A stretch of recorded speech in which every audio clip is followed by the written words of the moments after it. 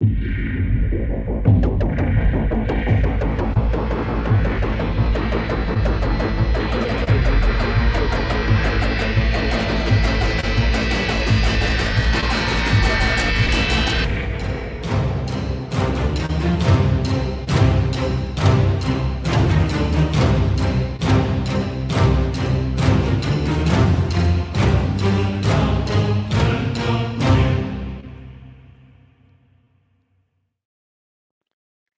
everybody. Welcome to the first episode of One Clue Short of a Treasure.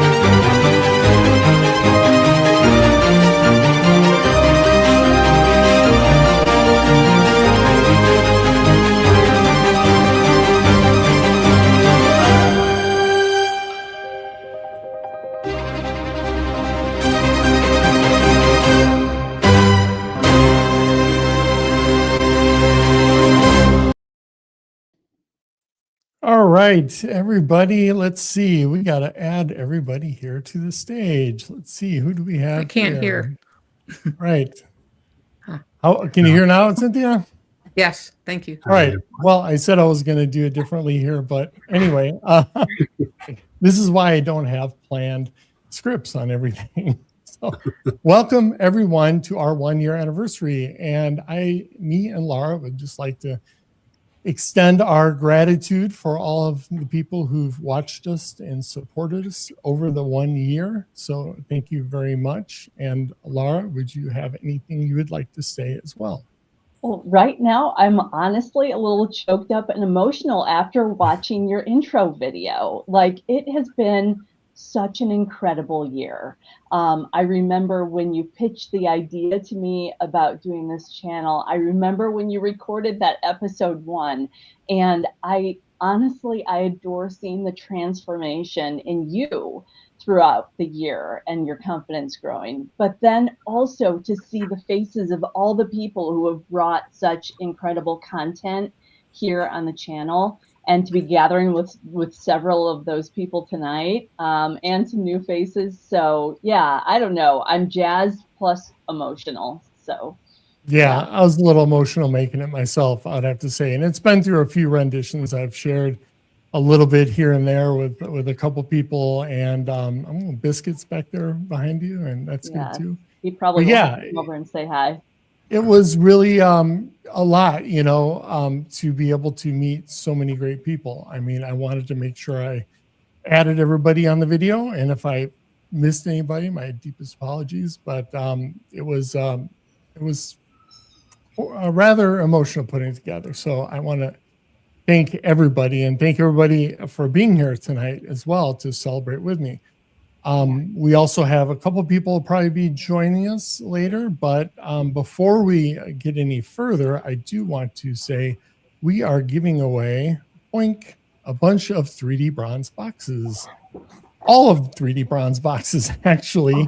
They're really cool. This picture does not do it justice, and I will be sharing the screen for, let's see how we do this giveaway real quick, if I don't mess it up. Hold on 1 second. Giveaway tool. Okay, So we will be giving away the 3D bronze boxes. So type in the chats hashtag 3D bronze, and it will start tallying it. And what I'll do is put up a little banner. Let's see. And so I think, so everyone's clear, the winner gets the full set of all 5 boxes that 3D Bronze has created. Yes. All 5 boxes from John Collins Black's book, correct? Yes. Yes. Thank you for clarifying that, because I tend to forget to say the details there. So they are all 5 boxes, the replica boxes that 3D Bronze made, going to one single winner, and we'll do that later tonight. And you do have to be present to win. And once we announce the winner, and we'll use that StreamYard's random picker, and we'll share it on the screen when we do it. You'll have three minutes basically to acknowledge you're in the chats, and either send us an email at contact@oneclueshortofatreasure, or find me on Discord, One Clue Short, and you can send it to me, or if you know, you could send it if you know anybody else on Discord here, and you could send them anybody that's here, like Wick or Jenny or Cynthia or Lawrence, or Laura's not in there, and Dale, I don't think you're on there, or I wouldn't put that on you anyway. I think Dale's got his account. Yeah. So just message one of us, let us know, and our mods and stuff will pick up who you are, and they'll let us know as well. So, yeah. Any other things, Laura, I'm forgetting on that? I don't think so. I think you're good to go on the giveaway, and excited to send that whole set of boxes off to one lucky winner in celebration of our 1 year. Yeah, I have the box by my feet. So yeah, and I think a big thank you to 3D Bronze for that as well. Yes, it's him. Because of him, we do all of our giveaways. He's so generous to give us these boxes to give away. I can't even begin to thank him enough. The time that goes into making these boxes, you have no idea. I had no idea. I still don't have any idea. It's just it's so much. He designs them himself. He not only 3D prints them, he paints them. He puts his 3D Bronze touch on them. And you can go to 3D Bronze's website, 3dbronze.com, and check him out, because he has them for sale as well, in case you don't win tonight. But yeah, so it's going to be. And I believe exciting. This is an early release of the AT box, right? This is the yeah, he's taking pre-orders on them, so they will be shipped sometime in June, I believe. And I think there's still a eBay on the first run. Ooh, wrong one. Let's see. Yeah, so if you go to his eBay shop, there's a signed one with a signed book, I believe, as well on there. And I'm not going to bid on it, because last time I bid, I got outbid by Pookizilla, and it was way too rich for my blood. And Laura's like, yes, you are not going to bid on that one.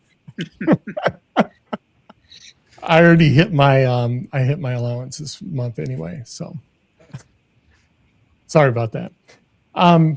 Yeah, so we will also put we'll put some more information up on the giveaway too before we pull it, but make sure you put hashtag 3D Bronze, and the picker will pick that up, and then we'll do the giveaway later on. So without further ado, welcome Wick, Dale, Cynthia, Laura, Jenny, and Lawrence to the 1 year anniversary show.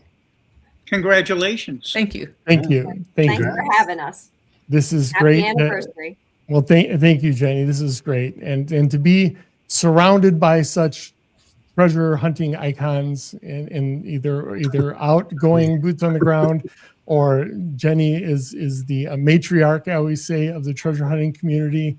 She is the one to have on the show, and I am just so honored to have you on there. I'm so excited to be on with Dale and Cynthia. And hear their memories and their journey. Oh, Yeah. you're so kind. Thank you.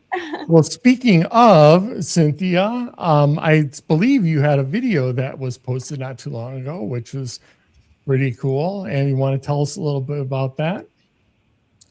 Yeah, but before I start talking again, I want Dale to say something because I'm not sure I can hear him. And I know my internet must be my end. And if I can't hear him, then I need to reboot and someone else can talk while I'm rebooting. So Dale, Right. say something to me, please. Cynthia, I love you I dearly. can't hear him. Uh-oh. We Can, can, can, Oh, every, interesting. yeah, we can can hear everybody you. else Yeah. hear Dale? Yeah, well, I can hear you. Yeah. I can hear Okay. him too. Yeah. Yeah. Okay. So let me reboot and I'll come back in. Okay. Sounds good. Sounds good. I'll pull Yeah. you right back in. Bye Thank bye. you. Okay. Just give me a couple minutes here. So yes, if you haven't noticed, we're going to be talking some Forrest Fenn here because we got to start from the beginning, right? And Jenny, I've watched some of your older videos on Forrest Fenn ones. I was rather impressed. I mean, you and your husband were doing them. Those are pretty cool. Yeah, they were back in the old days, yes. But Yeah, Dale was actually the one that created the blog first, I think, for Forrest Fenn. So he's the patriarch here for Forrest Fenn. Yeah, I'm a patriarch. That's for sure. Thank you. Thank you. Well, if I'm a matriarch, you're a Oh, patriarch. that's right. You're a matriarch. Okay, I'll live with it then. But you said you haven't been making any coins anymore, so you're not doing that. That was a wonderful addition to Forrest's Treasure Hunt. When I you love made doing them with you.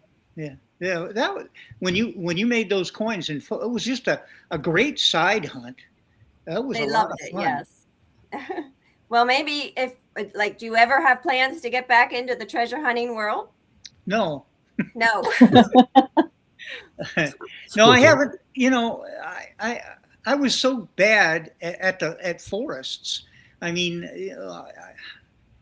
I was a continuous searcher and a never finder. I mean, I think everybody did. I searched for that thing for 10 years, right? And if anybody should have got some additional information from Forrest, I always thought it should be me because, we were buds.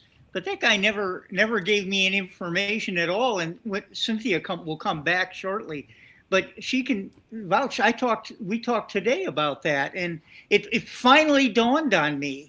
Finally, how long has it been? That I was just as misinformed by him as everybody else. That was his MO. I always thought, well, I'm special. I know the guy. He's not gonna. Whatever he told me has to be true. Well, I want to interrupt here at Calazars. Thank you very much for the super chat. It's very nice and generous of you. That is great. Really appreciate that. Sorry about that. Cynthia's back. Cynthia, is your Yes. audio better now? Yeah. Hi, Cynthia. Yeah, I can hear. Can you hear me, everyone Cynthia? now. I'm sorry. Can you hear me, Cynthia? Yes. Yeah. And once I start my topic, it's somewhat directed at you, Dale. So that's why I needed to hear your reply. Oh, so geez. that. Are you scared now? Yeah, I am. I'm sorry. Okay, I'll see you guys later. Thanks for being here. No, you can't leave. So I don't know what took place when I was rebooting, but what did I miss? Oh, you missed a lot. Yeah. Boy, I thought I the did. giveaway's over. Giveaway's over. Oh my gosh. Oh my gosh. Yeah, usually when you go out and come back in, usually that's the equivalent of taking an old video game cartridge and blowing on it and putting it back in the console. Mm-hmm. Yeah. Yeah. So Dale, I see somebody posted you still have your YouTube video up, our YouTube channel up. Are you still making videos or? If that YouTube channel is still up, I don't know anything about it. Uh-oh. So we'll have to go check that. I'll definitely have to check it out. I don't think. I mean, I'm surprised. I know. I think I created a different channel just to post family videos. Oh, really? I don't think there's anything. still up about Forrest, but maybe there is. I'm So sorry. we have 3D Bronze, who actually is the one that's the special guest on this show tonight, because we're giving away his boxes. So congrats on the 1-year anniversary. Excited for the future of the channel. You, Eric, Lara, and Biscuit are such a positive light in the community. I'm your biggest fan. Maybe I'll pop in and do an extra giveaway. Whoa, that's big. So you heard it here. So we'll be doing possibly another giveaway. And for the first time, seeing Mr. 3D Bronze on my show, which I've been bothering him for a long time to come on. So thank you very much, Mr. 3D Bronze. Sorry about that. So you said you had your channel to just show you for your kids and stuff, right? Well, I had a Forrest Fenn channel on Yeah. YouTube, and we posted, I don't know, 50, 60 videos. But but after Forrest died, I thought I took everything down. But I could very well have missed something. Yeah, so you gotta love about technology, right? Well, it is your digital scrapbook, though, right? Did you ever think when you had your channel, did you ever think, well, maybe I'll just look back on this and reminisce a little bit? I mean, it was a big deal, right? I never did, because I expected to be quite rich and be able to forget about everybody. Who cares about it? So no, I never thought like that. Not at all. I just kept thinking, week after week, God, this is a lot of work. So how long were you involved in with the hunt itself? Because it went on for 10 years, and it keeps baffling me about how it ended and everything. But no closure. Yeah, no, I was in it from the beginning, so 10 years. Oh wow! So how did you feel when it was all over? Crushed. Yeah. No. I don't. At the time, it was okay. I simply didn't believe that Jack found it on his own. That was my big thing. Mhm. Since then, I don't care whether he did or not. I only care that I didn't. Right. Well, thank you. Treasure Hunt with us, $20 super chat. So happy first birthday. So proud of you both. Everyone like and subscribe. Well, thank you so much. Treasure Hunt with us was really the inspiration behind the channel. Quick story sidebar here, that before I started the channel, I reached out to them and sort of said, hey, I really enjoy what you guys are doing. I always thought about doing this myself. And I sort of put it on back burners, and they really pushed me, not in a bad way, of course, but they said, hey, you should do it. It's fun. It's great. And, Laura and I were getting ready to go on our trip. And once we came back, that's when we did it. So if it wasn't for them, I guess you could say I probably wouldn't have did it, or at least drug my feet a little longer on it. So thank you so much for them. And then we also have Finding Treasure Inside. Congrats on 1 year. Thank you, you and Laura, for all the hard work you guys put in. Finding Treasure Inside is a new channel out there, and I don't know if anybody's seen it That's out here. Yeah, really good stuff. And it reminds me a lot about when I first started, because that's what I wanted my shows to look like. Of course, hers is way more polished than mine was, as you could tell by the video. Her production is top notch on there, and really good stuff. I like what they're putting out, and I encourage everybody to check out their channel and give them a good old subscribe and like, and check out their videos. So back to Dale. So sorry about that. So when you're, what would, like I said, what baffles me is because we've only been in this for like a little bit over a year, and I would be completely devastated if it went down like Forrest Fenn did, and that was only a year. I could not imagine how much therapy I'd need after 10 years, and especially you having a channel and being that involved in it, and it just poof, it's gone. Yeah, but I needed therapy before that, so there's really been no change. I like that. Well, it was a lot of fun, and being close to Forrest. I mean, not like we lived next to one another, but because we were friends, I always, I was always encouraged by that friendship, and and and he seemed to trust me. You know, he seemed to trust me to deliver information to everybody else that was fair and upright and wasn't full of lies. And so I enjoyed that role too. Yeah. So, So so one of the things when I knew that when Dale agreed to be on the show, and I used a lot of persuasion and begging. I'm still waiting So, for that check, but so Dale, there is one thing that I don't know if you know. I don't know if you still care or not. But do you remember when you interviewed Forrest at his home, October 17th, 2019, and Forrest? I I can tell you anything, any day, anything that was said. But anyway, do you remember when Forrest told you that there was like a second poem in the box? And yes, okay, and that conversation I already put in a video years ago, blah blah blah. So anyone can yeah. actually go hear that whole conversation if they want to. And you know, do you know that John Collins Black opened the olive jar before he put it in his box to go hide it? And he has confirmed there is a poem in the autobiography. No, I Did didn't you? know. Yeah. Okay. So I wasn't sure if you knew this, and um, so Forrest wasn't crazy. Well, I'm assuming that the poem that John's talking about is the one that Forrest mentioned to you that he was putting in the box. And so I put a video out today. And I called it The Life of the Olive Jar because this olive jar is in the Forrest Fenn box that John Collins Black hid. So the olive jar is sort of in the news. And I don't know how many people know the background of the autobiography, which of course Fenn called Ramblings and Rumblings, and there were multiple editions of it. And there were the extra 5 paragraphs that talked about the details about 9 Mile Hole and why it was special to him. So today I did put out a video. It's like 10 minutes long, and at the very end, I did put in John Collins Black was being interviewed by you guys know the name. It's in my video.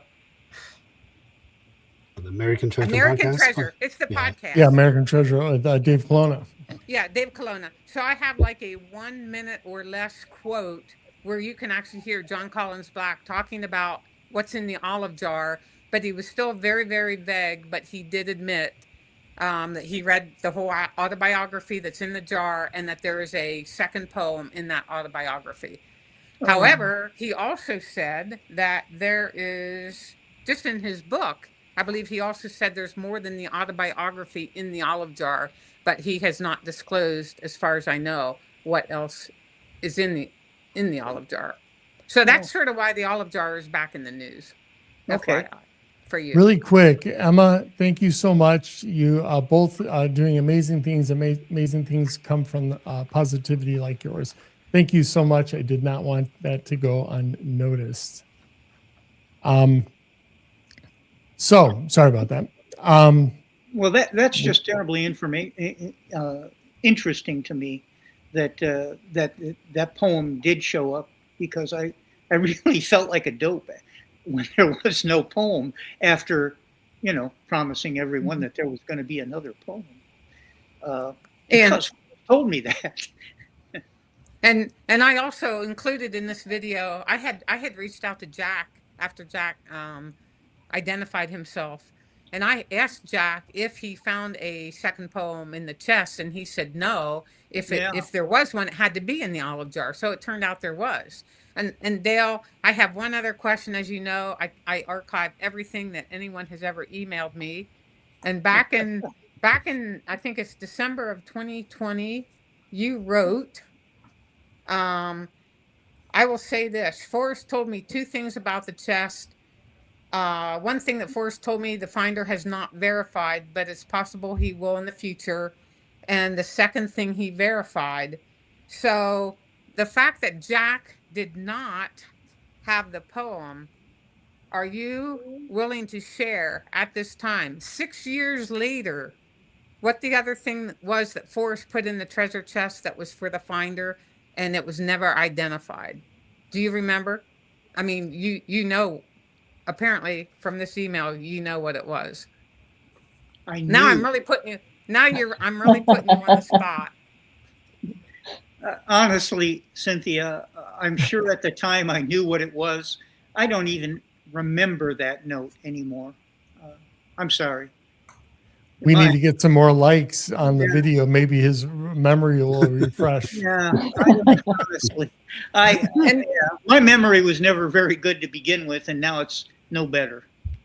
and that's okay because my memory is really, really bad too. I have to write everything down or I can't remember what I did last week. But Yeah. the other reason I'm asking you about this now is the fact that I have this email from 2020 and you had been in touch with Jack by then. I asked Justin if he found any when the LLC, when Justin's LLC bought the chest from Jack in, I have the date in my video too, but the year was Jesus 2022, I guess. I asked Justin if he found anything else in the chest that he was not expecting to find, whatever this thing was, and Justin said no. And so I was thinking to myself, especially since I knew the show was coming up. So I'm thinking, holy cow, Jack kept a souvenir. I don't know. Yeah, Maybe. yeah. And I don't think it was the emerald ring, but I have no idea what it was. Well, there was so much stuff that he moved in and out of that chest before he hid it, and I think he forgot what was specifically in that chest, because when they opened it up in the lawyer's office and took pictures of stuff, I mean, there was a lot of stuff that wasn't accounted for that he had talked about and that he showed us pictures of during the chase to kind of hype the chase a little. I have, Forrest was full of stories and ideas, and he was a pretty good seller of his ideas. And I think we all went along for the ride. Some people got pissed. I think Forrest misled a lot of people, and I think some people got pissed for being misled.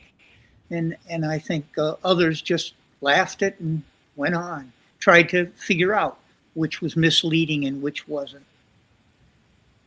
Yeah.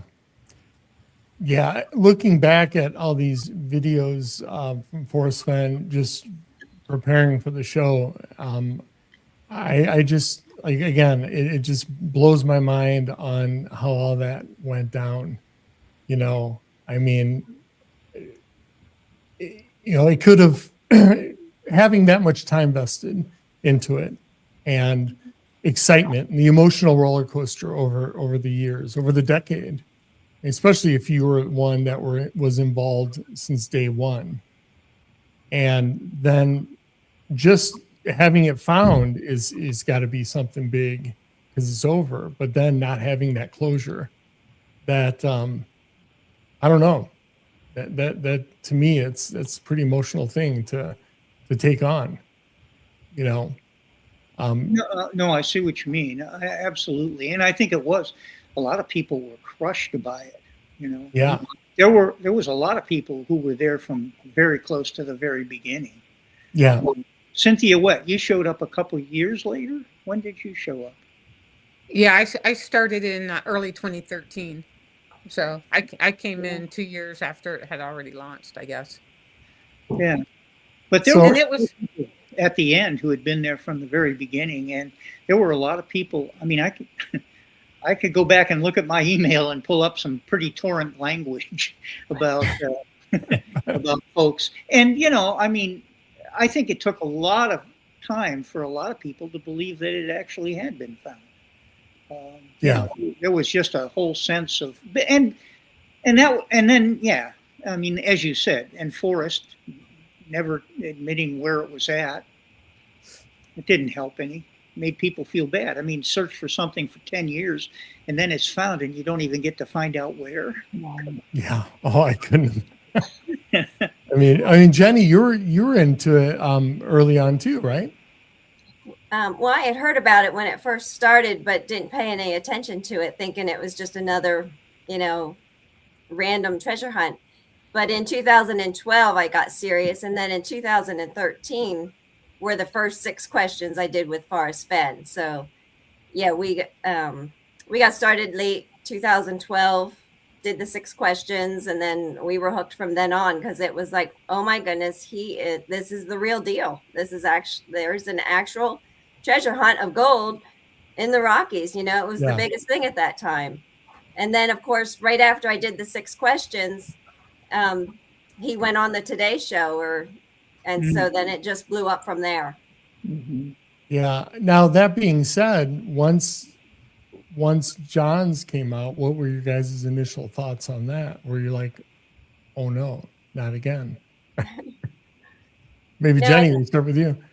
I think with because he had said he did the Forrest Fenn treasure hunt, so it was like, then he knows what searchers went through, and he wouldn't want to do that. And so hopefully he created his hunt, and the solutions will be more solid. And he says he's going to share the solution, because he knows how devastating it was to not know the solutions. So yeah, John is a real deal too. So it's exciting. And likewise with Justin's hunt. Mm-hmm. Yeah. Mm-hmm. Yeah. What about you, Cynthia? What were your thoughts when did you have the WTF moment when you heard about John? No, so I had heard of John Collins Black through Jens, because Jens was so they both lived in LA, and John had already said, I think so. John on I think it was Ben's Discord the night of the Heritage auction, when JCB bought that the olive jar, or he referred to it as the pickle jar. We all knew at that time that John had bought it, and then Jens was doing a documentary on the Fenn chase, and I knew that Jens was filming John. I did not know, Jens never told me that John was doing a treasure hunt though, but I did know that John had the olive jar and was going to open it on camera for Jens. So as soon as John's book launched, I didn't have to question it at all. I was so excited. It's like I couldn't wait for the book to come out and actually start going boots on the ground. Yeah. How about you, Dale? Did it do anything for you, or are you still this? No, I honestly don't know what you guys are talking about. I gave up treasure hunting. No. Yeah, when Forrest died, that was it for me. Yeah. I got involved in that mostly because I knew Forrest. Okay. And it was fun, and I felt I had a little invested in it. And I haven't felt that way about any of the other treasure hunts. I don't even know what treasure hunts there are out there. I am truly out of it. Well, both So Justin Dale, and go ahead. Go ahead. Oh, Dale, I was just going to ask, so you had a relationship with Forrest prior to beginning the hunt, or you came to know him because you started the hunt? No, I knew Forrest. I knew Forrest years before the hunt. Okay. His nephew Creighton Fenn and I and a few other people were involved in some actual treasure hunts, looking for lost gold in South America. And I communicated with Forrest during those.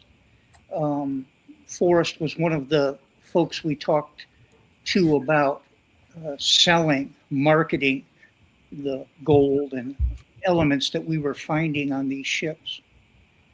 And so I had communicated with him, and so we had emailed back and forth and developed a bit of a rapport. Mm-hmm. It wasn't until the very first search that I contacted him about my very first search for Forrest's treasure that I actually contacted him, but I didn't tell him who I was. because I knew he knew my name, and I didn't want him to think that I had gotten some information about where this chest might be from his nephew. So I tried to keep it a secret who I was, and then his nephew and talked and they figured out together that this guy who was emailing him was me, and then Forrest invited me to come and meet him and stay at his place while I was in Santa Fe, and he was going to show me around, and so that's the first time I met Forrest. Sure. Nice. Interesting. Well, I do have some questions here that are starred, and I think it's a good time to pull some of these up. This one is for Dale. Would Dale be willing to turn his blog back on for us? You know, I don't even know where that blog is. I mean, it only exists, as far as I know,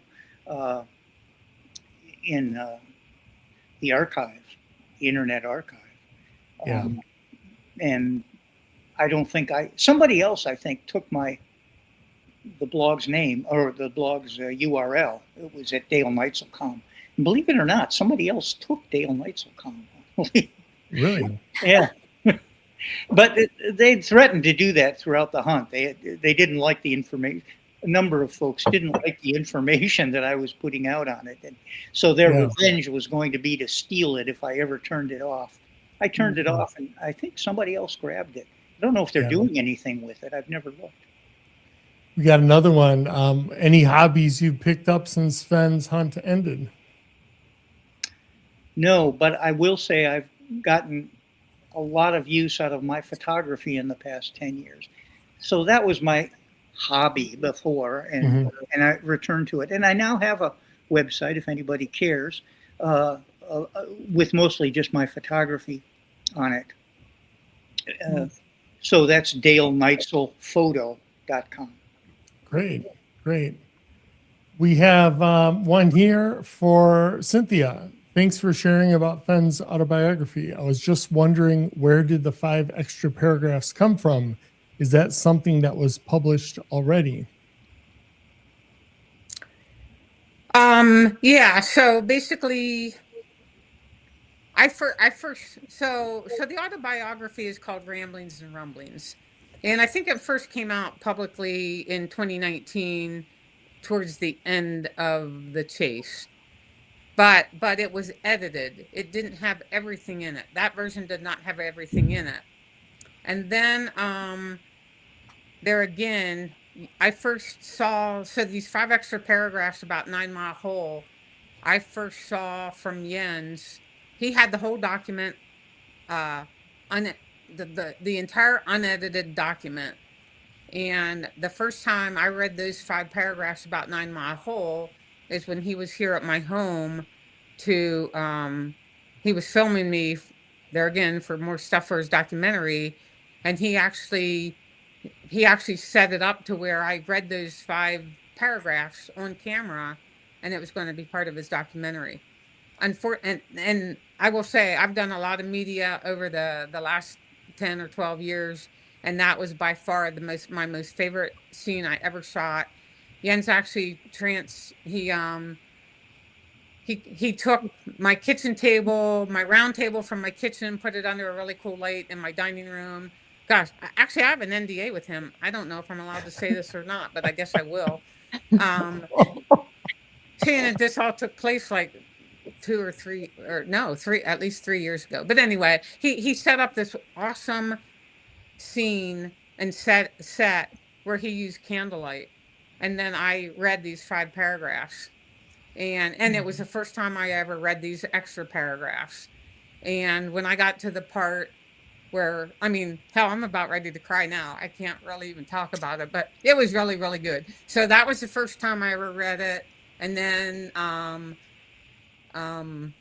Nematica and Jared also had it when they came here to film me in my house in like a month later. And I read it again with them, although it was all off camera. They weren't going to touch that with a 10-foot pole for copyright reasons. And so that's when I first got it all. And then I think eventually it came out in like April or whatever of 2023, and a lot of people grabbed it then, and then that was taken down.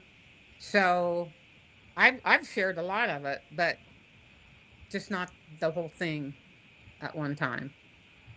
But then, so okay, so my reason, most of this document or this autobiography, what's already out there publicly from back in 2019. I mean, lots of people have that. I don't know how you can find it, but it's got to be out there because a lot of us have it. And then the other stuff, there's a lot of personal stuff about Forrest Fenn's family in it, and the only other stuff that I would actually go on camera and talk about would be the details he talked about being in the CIA. But regarding the private stuff that he talked about, his especially like Skippy's death and some of his other family stuff, I just don't see that that has any relevance to the treasure hunting community, especially not anymore.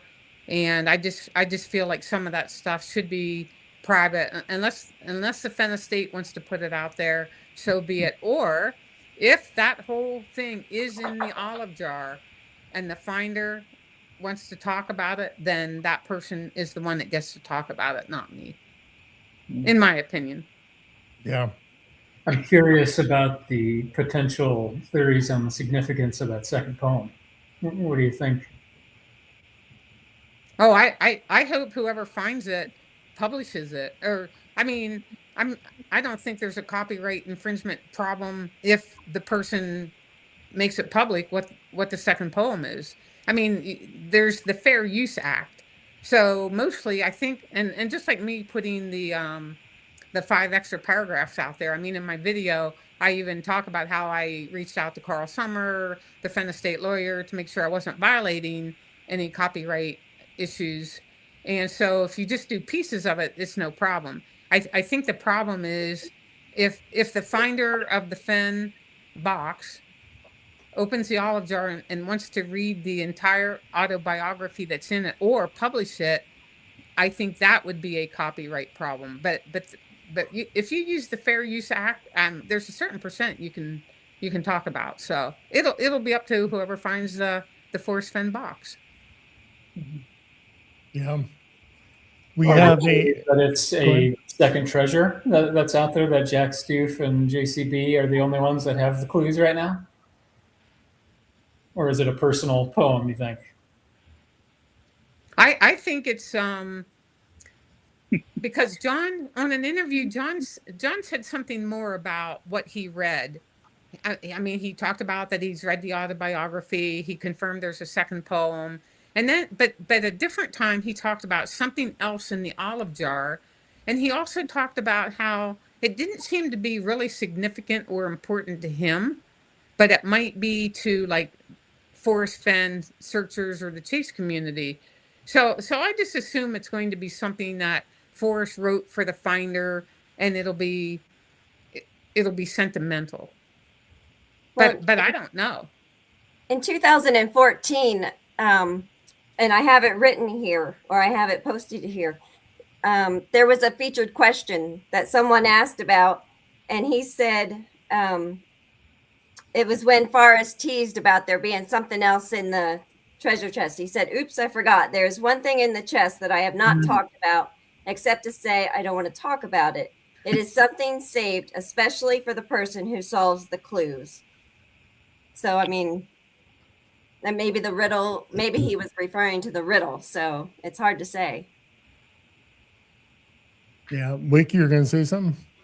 I mean, I was going to ask Dale earlier if knowing that both John Collins Black and Justin Posey hid some of Forrest Fenn's treasure in their boxes and containers, does that interest you to look into it or possibly consider going out and searching for it, knowing that there's so many pieces of Fenn in those other treasure chests and containers?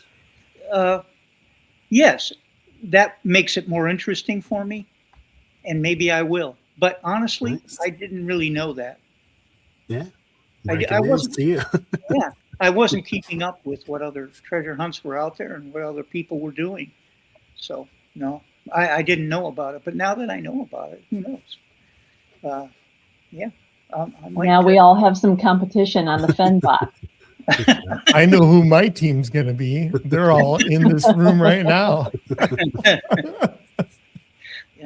It'd be fun. It'd be fun to get motivated to go back. Those were 10 great fun years. I really liked it. And I do not regret not finding it. I do sadly miss the celebration that would have occurred if I had found it, because I would have bought all of you a beer for sure. Well, Dale, you and Cynthia will be invited on as we cover some of JCB's Forrest Fenn clues. So that'll definitely be very interesting, and I want to pick both your guys' brains on that, because I'm starting to dig into that one even more now, and it's starting to haunt me as the Appalachian Footbath box has haunted me as well. Yeah, we and have John said, go ahead. Sorry. No, go ahead. But Dale, you might be interested in this. John said that he hit the Forrest Fenn box somewhere where he actually searched for it. So Okay. maybe it's hidden somewhere where you searched for it as well. But not Yellowstone. Yeah. Well, remember that was one of the clues that Forrest gave me early on, a personal clue. It was on the blog. I mean, everybody knew about it at the same time I did.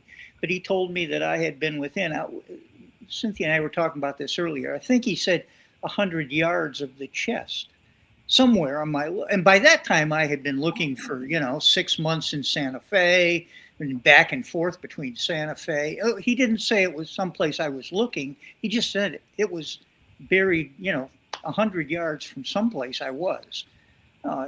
Going back and forth up between Santa Fe and Yellowstone, all over Yellowstone. I mean, there was no way that was a clue that was going to help me. There was 10,000 miles of traffic, that I had to deal with. So it was not a clue, but it sounded great. For a while, your heart went, oh, cool. And then you started to think about what that really meant. And you went, well, hell, that's no clue at all. That's how I feel every time I hear John talk on Q&A. I get so excited at first. I'm like, wait, I think I have it. And then I'm like, wait a minute. That doesn't help me. Yeah. Let's see. We have some more questions here. I'm assuming this one is for myself. Over the past year, what has been your most memorable episode or moment? Boy, that's a good one. Laura, do you have a most memorable episode? I think mine is the JCB interview. It was my first big. I mean, I had people. I had Dave Colonna on American Treasure. That was memorable. But I think when we landed John's interview, because that was the first big one. Yeah, that was our first big one, and that was super exciting. That's definitely my most memorable. Yeah, for sure. Yeah, because we were driving in Chicago to meet your daughter, and I was like, hey, I was at the stoplight, and I'm like, hey, I just got an email from that's when the channel actually began to feel legit, when he finally accepted after you'd been nagging for months. I was nagging for months, and we had like something around 400 subscribers or something. I had it, and I remember reaching out, and I was super polite about it. I was like, I'm not gonna upset these people. I'm not gonna be that guy that just blows up their email begging and pleading for an interview. But I didn't also not want to not ask over and over politely. And I was ecstatic. I was like, whoa. And then when he popped on my screen, I'm like deer in the headlights. I know. We were both starstruck. We really were. Yeah, it was pretty wild, for sure. Let's see. We have another question here. Let's see. I remember how it felt when I first found out that TTI and BTME. Dale, Cynthia, and Jenny, do you remember how you first felt? How you felt the first time you heard of the Forrest Fenn hunt? Dale, you want to go first? Sure. I figured I was pretty rich. I just figured all I had to do was make a trip and go pick it up, Right. I knew exactly where he was talking about. I wasn't even in the right state, but at the moment I was convinced I was going to go get this thing, and it was going to change my life. Well, it did change my life, but not in that way. What about you, Cynthia? Yeah. When I first heard about it, I thought, how hard can this be? And I laugh at that every time I say that, because I really did believe it. I mean, like I said, I think even in Netflix, I mean, I was a troubleshooter. My job was troubleshooting using flow charts, um, schematics, manuals on how to fix stuff. And it's like the poem to me was just almost like a flow chart. And it was like, well, how hard can this be? And the fact that I lived in Albuquerque, I was really lucky because I was living in one of the states. And so, oh, I was so ecstatic and so happy about it. I also thought I would find it.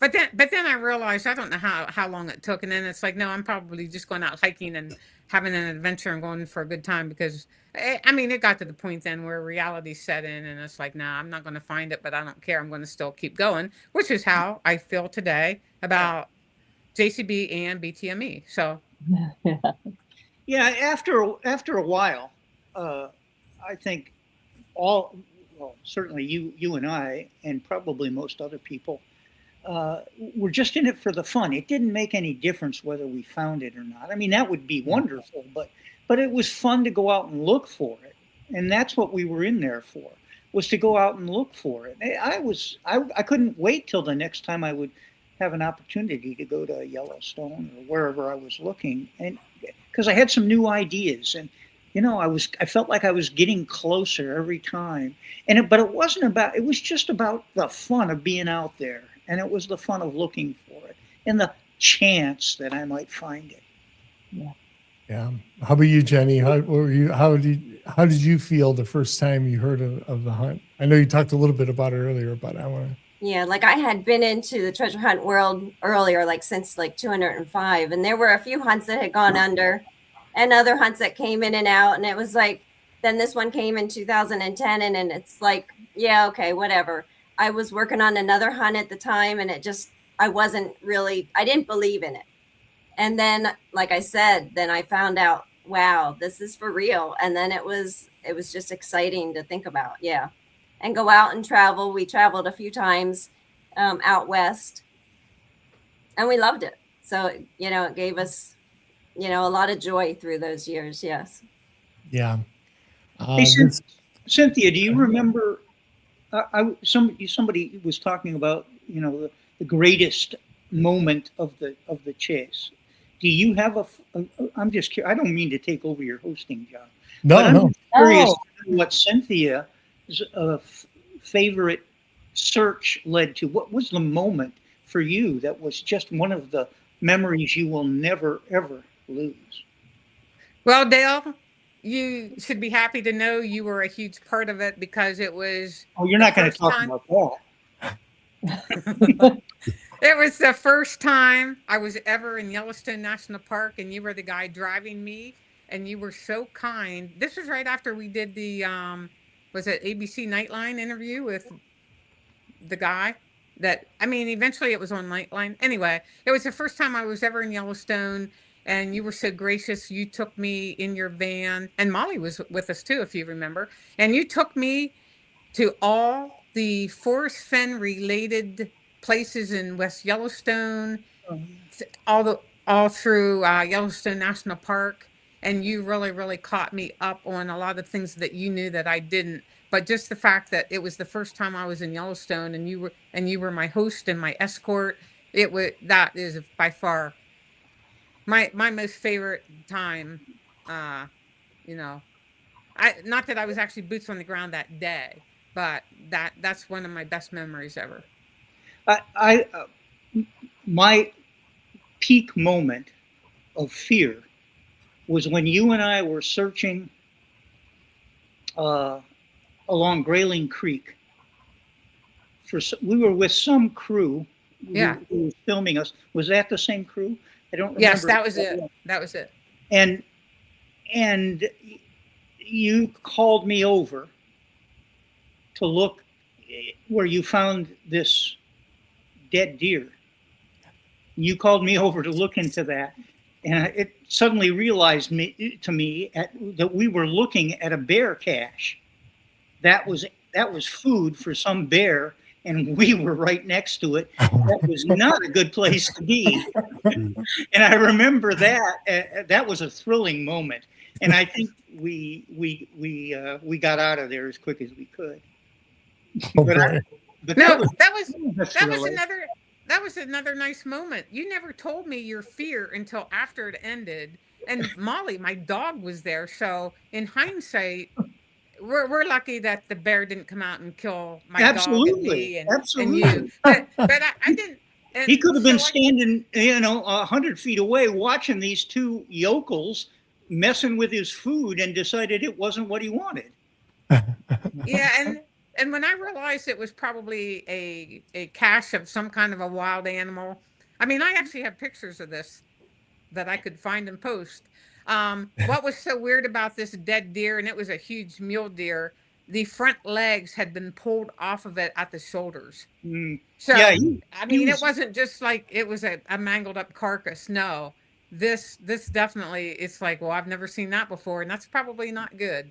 And Dale, like I said, you walked away and walked up onto sort of like a hill to where you Yeah. could see the whole area better, which I did not know at the time what you were doing. And then later you told me. So it was a good ending. No one got killed.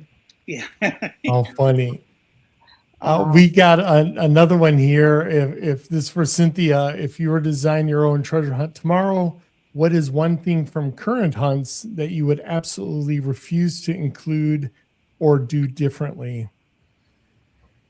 I absolutely would never ever do a treasure hunt. Create one, run That's a one, great have a question. blog on one. This has to be some of the craziest people I have ever come engaged with are treasure hunters. 99.9% of you people are just awesome. And every now and then I get the haters, and it's it doesn't, well, I guess it bothers me somewhat. I'm talking about it, but what it does is it bothers the other people around me that see it. So Yeah, they're worried for you. Yeah. right.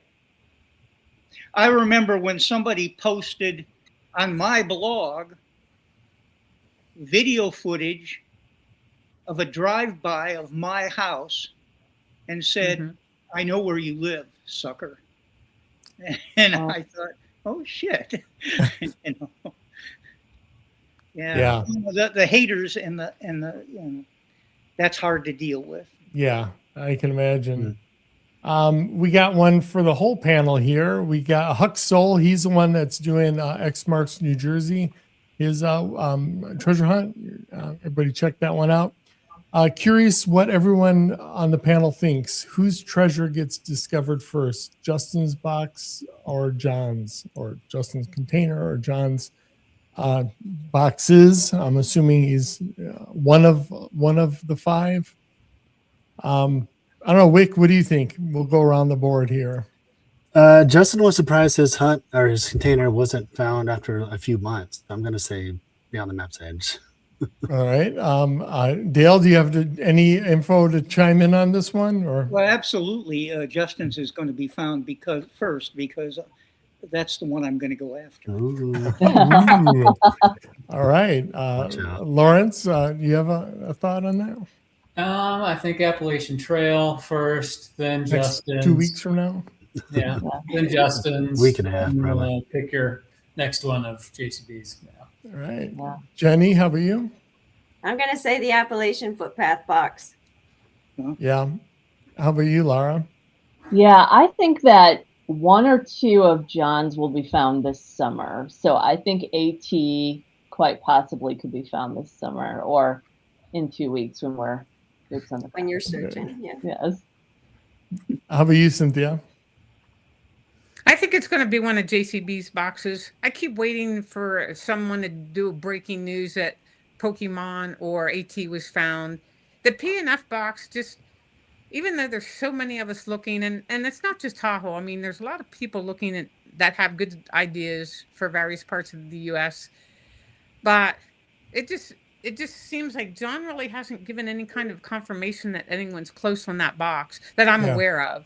So the fact didn't John actually say people have been within like 200 feet of the Pokemon and AT? Yeah. So Like he's even 100 feet on one of or them. right, Yeah. right. But yeah, you're right. Yeah. So I'm hoping wow. now that summer's about ready to start. I hope someone finds one of those boxes. So I'm gonna say JCB. Yeah, I would have to agree. Although it's still, I still get these like moments where any minute now I'm going to hear, like you said, some breaking news that maybe Justin's has been found. Hopefully it's Dale that finds it, and then he's going to come on the show and we're going to talk about it. Let's see. Then we have another question here. I guess when are you coming to North Carolina? So whenever my house sells. Right? Yes. Hopefully sooner than later. Then we'll have another one for Cynthia. Fine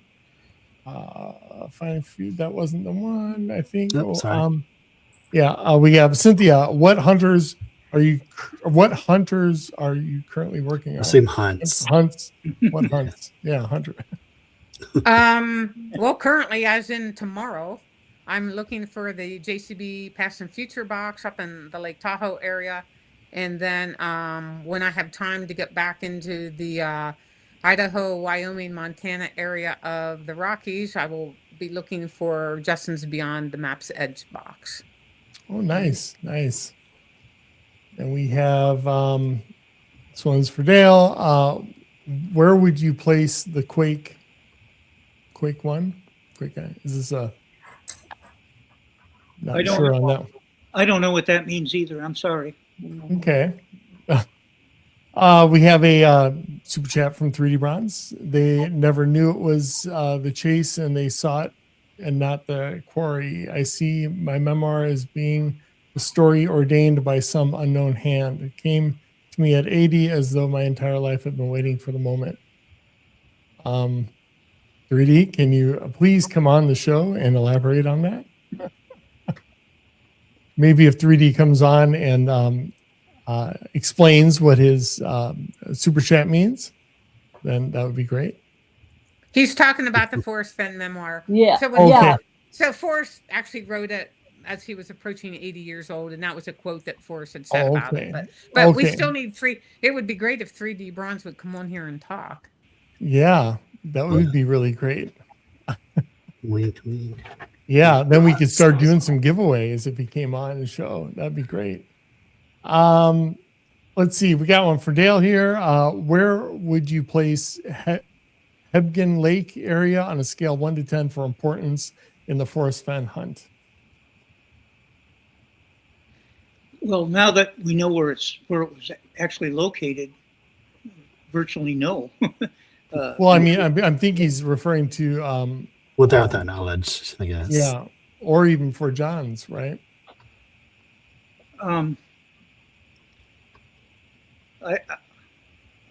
Honestly, I never considered Hebgen Lake an important area, and I know a lot of people did, but I never did. Mostly because I liked the river more than the lake. Yeah. But so virtually none. Okay. Fair enough. We have one here. Do any of you work on armchair hunts, or do you focus on the bigger hunts, boots on the ground hunts? I know I could say Vail, it dropped the other day and it's right by me. And I know Ohio Jones is working on that one too. But anybody else working on some of the smaller hunts? Jenny, well, I always work on, I always try to support the smaller hunts because they just are fillers, because when you need a break from the bigger hunts, they're great to just read through, and it gives you different mindsets and different thoughts that actually will help you then get back into the bigger hunts. So yeah, there's a lot of great, and I don't want to start naming them because I'll miss some, because there are so many great smaller hunts out there. So just anyone that that seems to inspire you, that's a great hunt. Yeah, well, I'll name one only because I just had him. I just had him on, and it was found the Room 52, the Quill and Compass. I mean, Right. I remember reading that book again on my way back from my last trip, and having those extra Bob back of the book puzzles to work on was great. I mean, that helped me. I'd start doing some of those with Laura. I'm like, what do you think this is? And this like randomly using some of the tools that I saw in there, and I thought it was really helpful. So I try to apply them in the other bigger hunts, but you know, the more I could, I don't know. To me, it's just more supplemental things to help me in future hunts or any other stuff. So I do think, like Jane said, there's a lot of value in those other ones because that's like your bullpen, right? You go there to, Well, work funny, on them. I had just made a list of like there's like 10 new hunts coming out like within the next month or had just recently released, so there's so many smaller hunts. Yeah. There's a fun one right now, the waterfall hunt that has been burning fast and hot through the community right now. It's fascinating. It's so simple. It's just a camera pointed at the ground with a shrinking circle, and it's one of those where everybody's has the same emotions that Dal described earlier. It's so easy. We should be able to just go right, use clouds, use stars, use the land formations to find this thing. And it's been I haven't thought about any other hunts in the last few days. Yeah, and you got all these tools out there to help you. I know Vale had theirs recently, and Obsessed Jared. I mean, there's even a $500 giveaway that Chad Bird's gonna give once 250 your profiles are filled out, and they also have all the treasure hunts on there and all the information. And I know Calazars has their treasure hunt amusement park, and there's so many good tools out there to use to help you with that. So it's really cool. And then we have one more hunt coming July 4th. 12 coins, 12 states, 12 short stories. Good luck and have fun. Great U.S. treasure hunt. Well, thank you for the $10 super chat, and that's great. Even more. So they're popping up everywhere. So we're going to have a lot of work on our hands, right, Jenny, yes. to cover all these. And that's the good thing about it, right? Is Yes. Learning about these new ones and hopefully, giving us a break sometimes from the bigger ones, because I know those, I don't know, tend to live, like I said, rent free in my head so long. We got some, I don't know, 3D bronze. You better come on pretty soon because I want to start giving away stuff here. So, and with that, I'm going to go ahead and drop and let you guys continue on. Wait, Laura, can you wait for can I show what I was going to show Eric? Yeah. Since she's here. All right. Do you mean to send it to you, or do you mean to try to share and send it? You can try to share something. You have privileges on the channel. Yeah, 1 second. So who knows when there we go. Oh. Is that showing well on the screen? Yeah, we got Kobe on here. Hey, Eric and Laura. Oh, wait. I didn't do that. Is it not too short of a treasure was created. Yeah.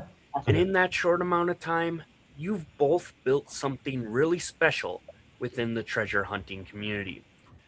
Through your live streams, interviews, generosity, encouragement, and genuine kindness, you've brought together creators, seekers, and viewers from all across the community and helped create friendships and memories that go far beyond the world of YouTube. So to celebrate your 1-year anniversary, a group of creators, community members, friends, and viewers wanted to come together to surprise you both with something special. Congratulations on one incredible year of One Clue Short of a Treasure. Hey, Eric and Laura, just wanted to say congratulations on the 1-year anniversary for One Clue Short. So freaking awesome. Dave Cloney here, American Treasure. What's happening, buddy? Congrats on your 1-year anniversary of your show. I'm very impressed. Eric, Laura, and Biscuit, I just want to say congratulations on your 1-year anniversary And thank you for everything that you've done for me and everyone in the treasure hunting community. Eric and Laura, how are you? It's Michael O'Connell. Congratulations on your 1-year anniversary on your show. I love your show. Hi, Laura and Eric. This is Suzanne and Jim with the Treasure Pack. Well, hey there, Eric and Laura. A little buddy of mine let me know that we were trying to celebrate your birthday, your YouTube birthday, that is. Eric, Laura, Jenny and I want to wish you a very first happy anniversary. Hey, Laura and Eric from One Clue Short. Just want to say congratulations on your channel being 1 year. Hi, Eric and Laura. Kid here. Just wanted to say congratulations on your first year of One Clue Short of a Treasure. Hey everyone, Tavius Treasures here. Now, I know what you must be thinking. Yo, HT, are you about to tell us that you found that Pokemon box? Great question, but no. I think I found something even better, and that's a friend in Eric and Laura from One Clue Short of a Treasure. Hey, Eric and Laura, this is Froggy. Just wanted to say thank you for everything you've done for the community. You know, nothing is better than a party. And does anything really beat a birthday party? We love to celebrate. I'm Emma. I'm Jan, and we are Treasure Hunt with us. And that's right, Eric and Laura from One Clue Short's 1 year birthday party is coming up this Sunday. And we want to say congratulations. Thank you very much for everything you do for the community. You help so many content creators, and you put out amazing stuff. And we just can't wait to see what you guys do next. Thank you for what you're doing for the content creator community, if you will. And I know Eric and Laura have been very helpful to me and my channel, as well as a lot of other people, giving guidance and just good conversation and willing to share, interact, and collaborate with us has been really cool. So thank you all for that. I really hope you all are having a good week and a great weekend. And again, thank you very much. Appreciate it. For the audience, Lady Liberty's Treasure Hunt.com. I'm the creator, and Rally's TreasureChase.com. I'm the creator. They had me on the show, and we had just so much fun ad-libbing and laughing and joking, and hopefully they're going to do the treasure hunt at some point. But I love this show. I love their personalities. They're so much fun. And congratulations for 1 year. I hope it turns into 20 years. Just keep at it and enjoy it. Have fun. Thanks for all that you do for the treasure hunting community. I love coming on your show. I really appreciate you having me on your show every once in a while. It's always, I think you're the only one who can really pull me out of my semi-retirement to really get things going. So kudos to you again. We appreciate you having us on your show and letting us spread the word about our children's treasure hunting book series. Really happy you guys came into my life. I'm happy that you guys are doing YouTube videos about treasure hunting. I know as a treasure hunt creator and someone that's involved with people, I try to be pretty involved with the community. I can say that it's been just an absolute pleasure to have you guys cover Treasure Quest, have you guys talk to me about Treasure Quest, and I also love the rest of the content that you make for, all the other treasure hunts. We really enjoy your show. We like all the guests you're having and the other treasure seekers sharing their takes on the hunt. Some of us have been treasure hunting for a while. We started in 2014 with Fenn, and the treasure hunting community was a lot smaller back then. So it's nice to see the community growing with all of the newer hunts going on today. We as treasure hunters sometimes get labeled as crazy, and that's okay. But Eric and Laura, you guys don't seem crazy at all. Don't worry, give it a couple of years, you'll get there.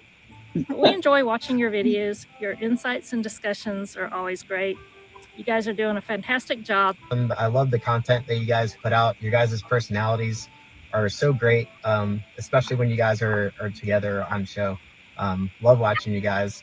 And I'm so grateful that we were able to connect for the first time out at TreasureCon in Vegas earlier this year. That was such a special moment, being able to hike with you guys for the day and hang out and then go talk treasure. It was freaking awesome. We really enjoyed meeting you guys at the treasure conferences. And it's always a great time when we get together. I love the conversations we get into. I love watching your videos when I'm working on my boxes, and they really have helped me get through some of these long overnight working sessions where I just need to get something done. And it's so hard to focus, and being able to listen to your videos in the background and watch them, especially with your guests, and go over all these different adventures people have been on, boots on the ground, and also theories and ideas that people have. And just the way you bring everybody together, it's a great thing. The reality is, the more we're positive and the greater we grow this community with people just like you guys, the more hunts we're going to see, and the bigger we're going to get. It's been a joy watching your channel over this past year. You're always so positive and uplifting and willing to help, and we really appreciate that. The community is lucky to have you. Thank you for being a good friend. Thank you for being cool, hanging out at all the meetups. It was really great to meet you guys. Really great to be on your show. And Eric, you've been a personal inspiration to me with your whole fitness journey. That's kind of what gave me the idea to launch SC's Fit Quest. So thanks again, man. Thanks for all that you do. Keep up the good work, guys. Congrats on your 1 year, and hopefully there's many, many more. And we'll see when someone finds this treasure. I hope it's you. All right? I'll see you later. But as for now, let's zoom in on... let's take a look at my view here for the moment. All right, let's see here. There it is. There's my view, and more liberty to you, buddy. I wish you guys another year of prosperity and success in your move. And so cheers. I'm going to have a couple of nails and then go in here and entertain a bunch of dairymen. But I wanted to make sure that I said happy birthday. See you later. Once again, congratulations. And happy anniversary. Happy anniversary. Congratulations again on the 1 year anniversary, and I hope there is many more to come. And if I could just take a moment to tell you all about the brand new 3D bronze Appalachian footpath box. It's available on 3D. Thank you so much. Congratulations, Eric and Laura. Well done. Love being on your show. So congratulations on 1 year anniversary of your YouTube video channel. And keep it up. We love the great content you're putting out, and it's something we look forward to every week. Bye. Congrats. Just want to say congratulations again and love you guys. Congrats on the 1 year anniversary, too. Thanks for all that you do for the treasure hunting community. And in the slightly modified words of America's favorite DJ, Casey Kasem, keep those boots on the ground and keep reaching for the stars. Congratulations on your first year, and we look forward to the next. Thank you so much for all you do. I know that I personally appreciate it. I know that Jam appreciates it, and this community really appreciates everything you guys are putting out. Happy birthday. Happy birthday. Thanks for being our friend. Congratulations from Quill and Compass on the first year anniversary of your podcast. We all love you in the treasure hunting community.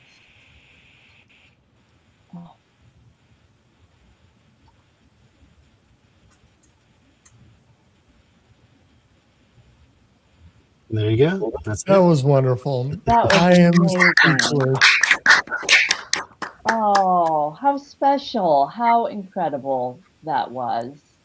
Thank you so much. I'm just totally speechless. I'm gonna get emotional here.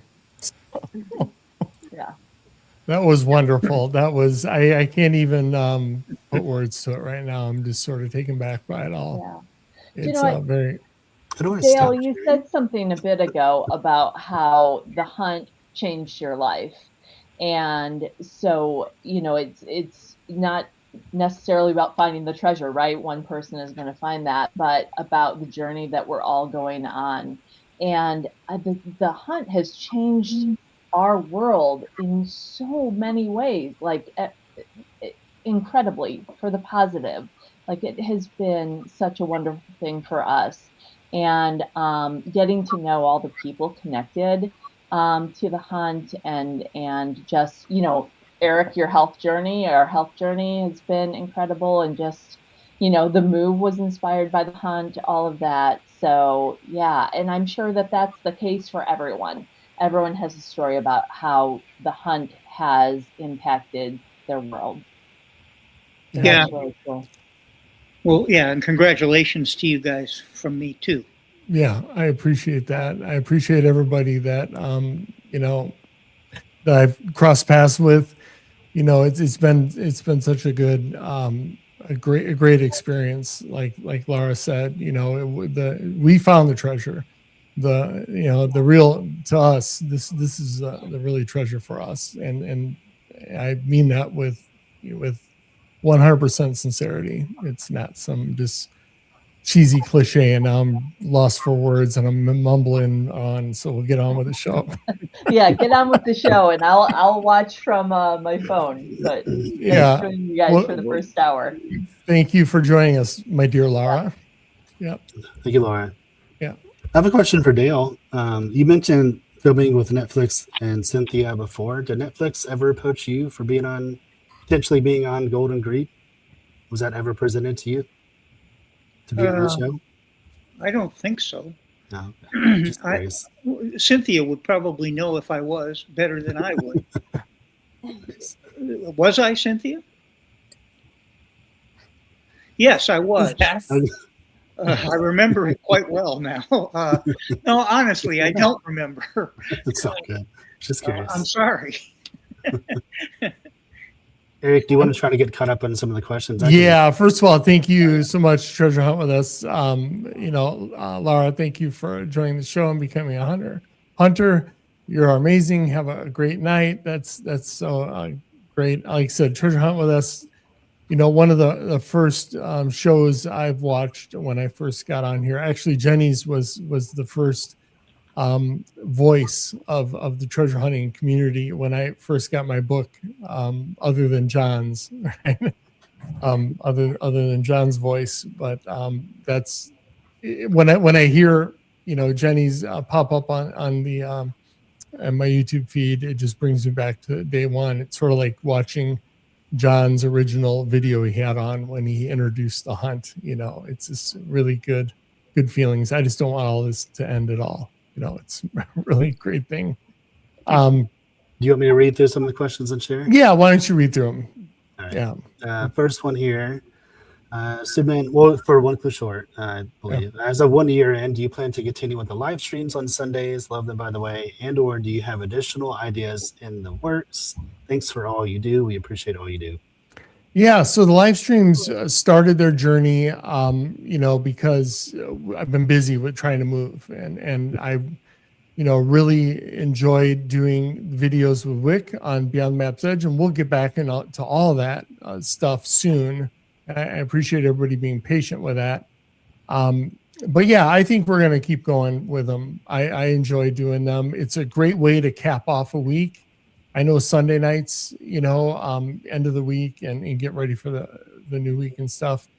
And what do we have for? Oh, we got a lot of stuff in the pipeline for coming up. So I'll leave that to everybody's, to wonder about it. But yeah, I got a lot of big stuff lined up.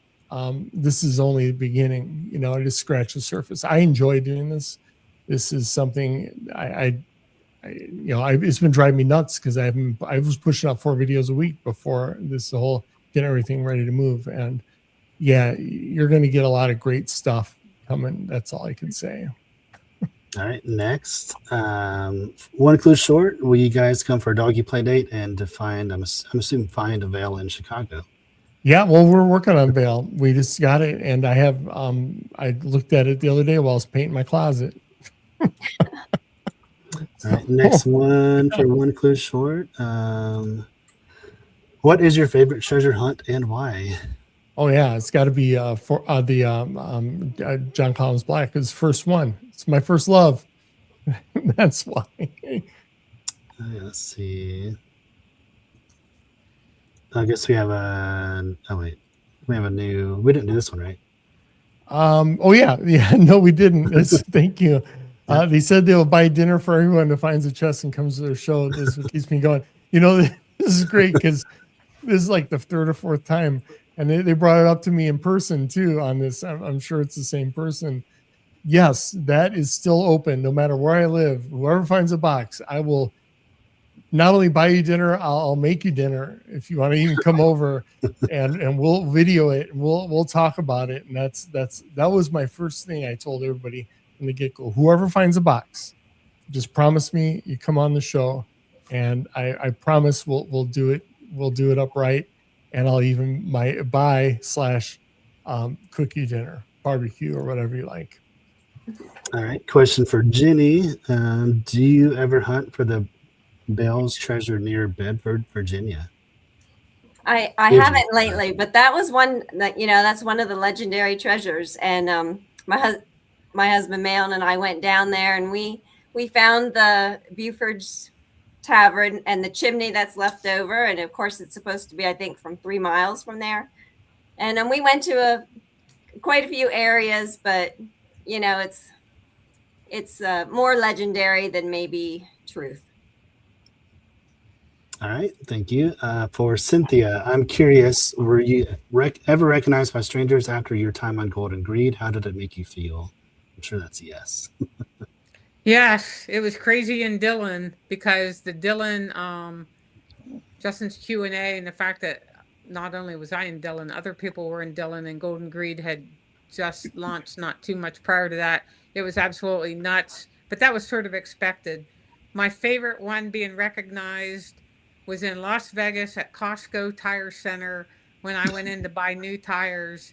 Nice. Or I don't know what I was doing. I was at the Costco Tire Center, and the serviceman who was behind the counter, he took care of me. And then when I got ready to pay, he said, were you in Golden Greed? And what was really cool is he has a sister that lives in Dillon.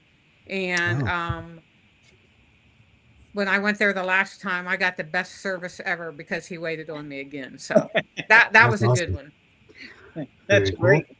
Thank you. Let's see. Panel question, and just kind of one or two people answer because we have like 8 more questions to go. Panel, what do y'all think would entice JCB to do another interview or appearance? I know I've asked, and he just said he's not doing interviews right now. So I don't know. I think Jenny probably has the best answer for that one. Jenny, go ahead. Yeah. See you smirking. I don't know. I would assume maybe finding a box. How about money? About money. There we go. I don't know if I have that kind of money, JCB money, to bring him on. All right. Speaking of finding a JCB box, if someone finds one of his boxes, would expect the solution and find a reveal were delayed until all of the other boxes are found. I don't think so, right? He says that he'll announce it if he knows they're found shortly after they're found. Does anyone have a different answer for that? Yeah. Okay. Let's see. Which Forrest Fenn inspired poem reminds you more of the Forrest Fenn original, or the most? I guess the most. Which Forrest Fenn poem reminds you the most of the original? I'm not sure. Cynthia, do you know what they're asking there by any chance? Or Dale? Or Jenny? I'm not sure. I think maybe they're meaning, I think I know. I think they're asking, does Justin's poem remind you more of the original Fenn poem or JCB's Forrest Fenn box? I think that's the question. Yeah, that's a pretty good question, actually.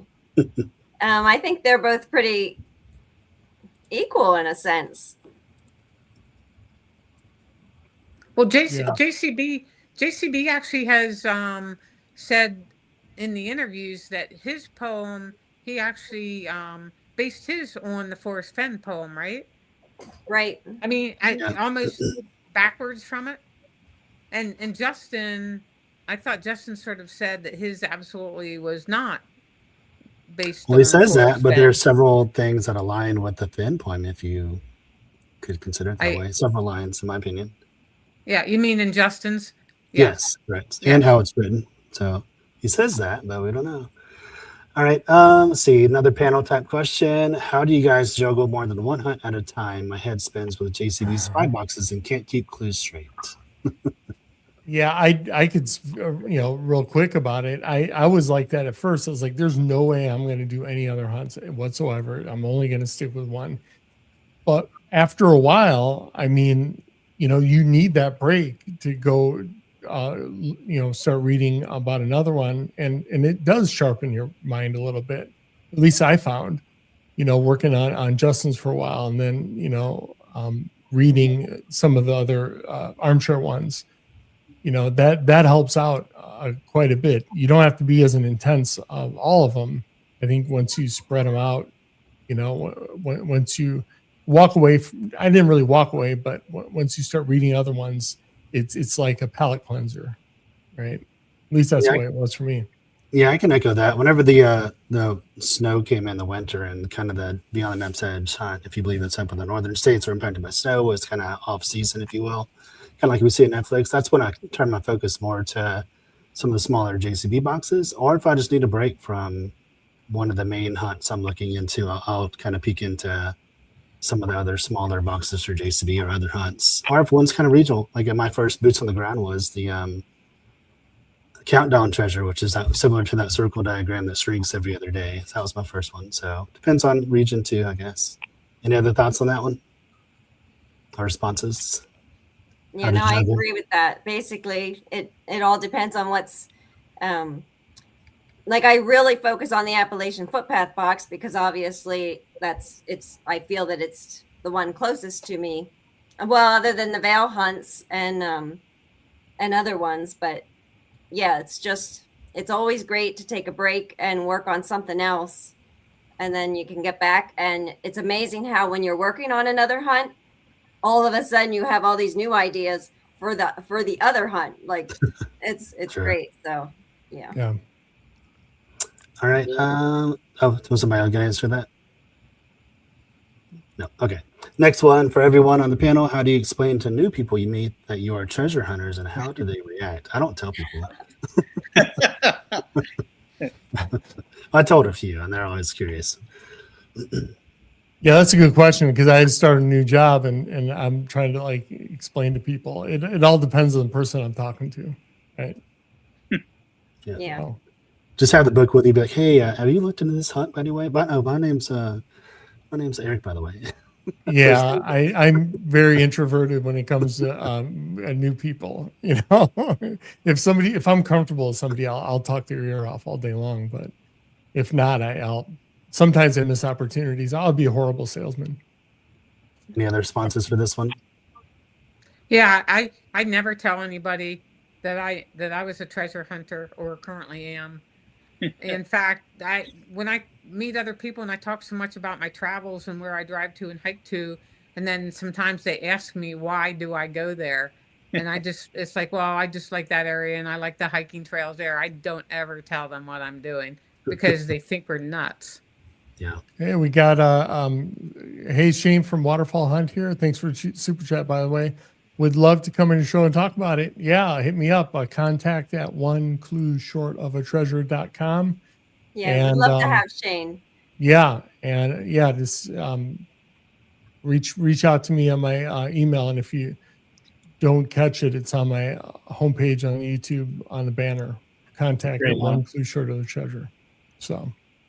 I think my funny story was I was checking into the hotel at the Treasure Con in Vegas, and somebody behind me in line was like, "Hey, what are you here for?" And I'm like, "You know, here for expenses." That's me right there. Turns out it was the same thing. I was like, "What are you here for?" And they're like, a convention. I'm like, "Are you here for the Treasure Con?" Yeah. Nice. And Laura's in the background. She's like, "We're here for the treasure hunting convention." And my face is beat red. Yeah. All right, two more. Let's see.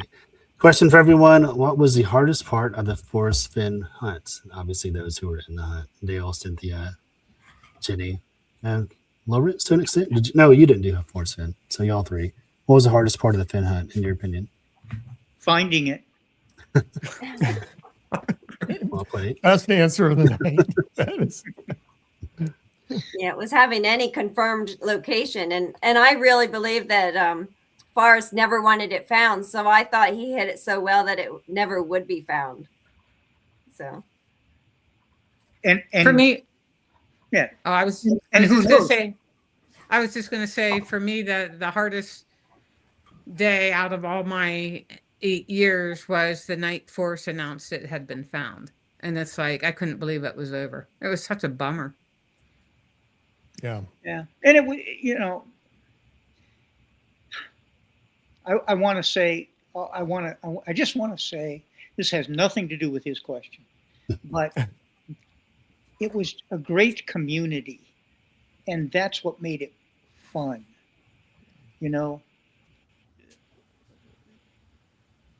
You know, if you could find, I don't think personally I'd ever find another hunt that had the same community sense that one did. And Cynthia had a great deal to do with that because she carried on the Fenn all those years, those meetups. And that's when all the searchers become real to you. And it's also when it's a group of people you love to talk about and admit what you're really doing. You know, they're not going to make fun of you. Yeah. All right, last one for the time being. Forest Fenn hunt took 10 years. What would you call the sweet spot for a hunt to last? 5 years? At least? I don't know. It's a loaded question. Yeah, I mean. Yeah, I would think like 5 years would be pretty good. Any longer, I'm going to lose my sanity. And I don't know, maybe it is a good question. Time flies when you're having fun. I mean, the 10 years for Fenn just went by, you know. Yeah, that's true. I mean, as long as you're having fun, the longer it lasts, the better. I mean, everybody wanted forest treasure found, but nobody wanted the chase to end. Yeah. We got waterfall hunt here, organizer for waterfall hunt here. I can answer any questions in chat, and Shane will get in touch come on the show. That is awesome. We do look forward to that. And thank you for the super chat. I think that's a good round of questions, if you will. There's more coming in, of course, but I don't want to just take 30 minutes for questions unless you want me to. Well, we have a giveaway to do, and it doesn't look like 3D Bronze is going to be coming on for any other one. So what do you think, Wick and Lawrence? Do you think we should give the Big Kahuna one away? Let's do it. Let's see how many how many people we have. It's hard to see, but I can tell you 185 people in. So any last minute entries, if you haven't already, you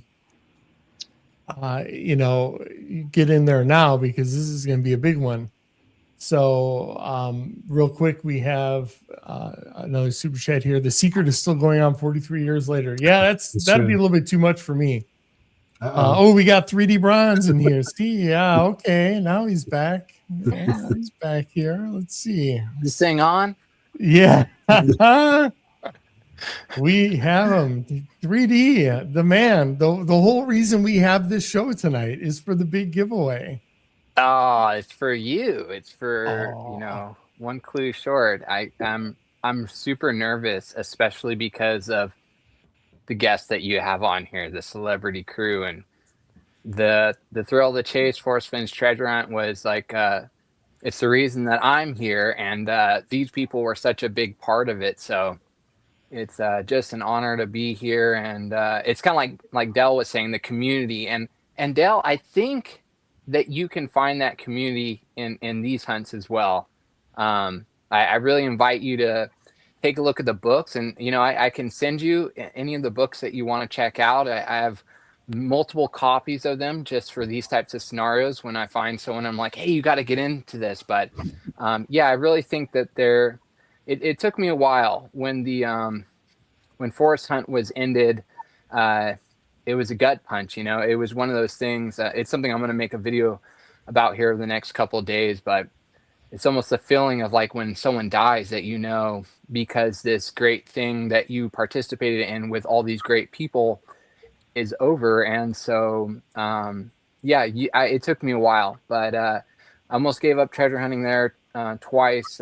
Once when I lost a friend too, but it's like, it took me a while, but I really think you should give it a shot, Del, because I found a lot of those same feelings and a lot of that same enjoyment, especially in the JCB hunt. That's what I've been working on now.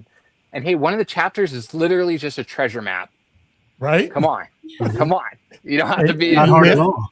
And Dale, always have a place on our channel if you ever want to come on and talk about your adventures, or if we need to persuade you to get involved again. You have a home. Thank you. You have a home. Thank you very much. And really, I do appreciate what you're saying. And who knows, maybe I can get dragged back in. I don't know why.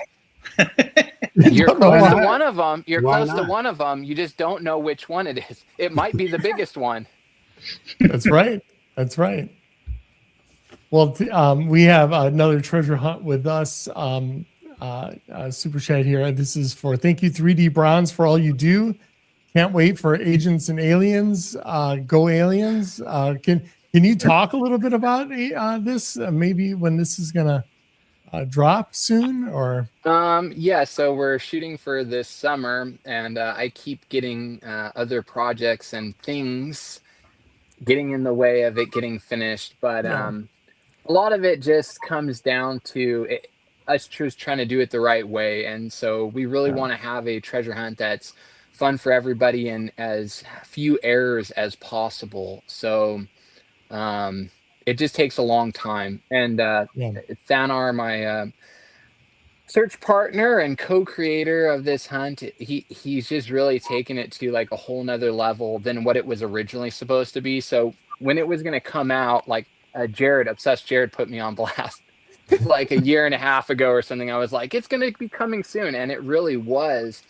But I asked a few of my friends, like, hey, do you want to test this out, and do you want to like make a puzzle in my treasure hunt? And Thanar said, yeah, I would love to do both. And so he made a puzzle, and I was like, this is way better than all of my puzzles. So I was, I was like, do you want to get more involved with this? And he did. And so that turned it into something much, much more better, much more grand. And just, he's really made this uh, a really like a fun treasure hunt. Like I wish like I was on the outside of it. I mean, he's helped so much that I wish I was on the outside of it working on it with a team of people. But just yeah, just making it so much better is what's making it take longer in my eyes. I mean, I don't know, everyone will tell us, but just more, there's more depth to it. And we've been doing so much play testing to make sure that these sticky points that you usually have in treasure hunts, that they're not there. We don't care about how long it takes for it to be solved. I know that's something that I think creates a lot of sticky points for people. We're not doing it to make money. We want to put a lot of the proceeds back into it. And we just want it to be fun, and we want it to be the best hunt that it can be. And so that's why it's taking forever. So everybody, thank you for your patience. And if you want to sign up to be notified when the pre-orders come out, you can do it on my website on the homepage. And it doesn't cost anything just to be notified. But yeah, it'll be a fun hunt, I think. And it might be the last one like this that I helped create, because it's a lot of work. And I'm always taking on new projects and always keeping myself busy, because that's how I like to live. I don't know what it means to be bored. When people tell me that, I'm like, I don't have enough time to be bored. yeah. I don't sleep enough. I really haven't been able to work on treasure hunts as much as I'd like, although I am going boots on the ground here pretty soon. And hopefully we'll get one of these boxes found here, but we'll see. But yeah, it's been a fun experience. And you just listen to the name of it, Agents versus Aliens. I mean, does that not sound fun, right? So Yeah, no, um, it's really cool, and it's a testament to your perfectionist. I mean, look at these boxes. I mean, they're beautiful. So, if you're taking the same amount of care into that as you do with your boxes, it's going to be incredible. So, thank you. That yeah, credit though has to go to Seth Gould. I mean, I don't know Seth. I haven't talked to him. I got permission through JCB, and just the making these boxes. They're just like a.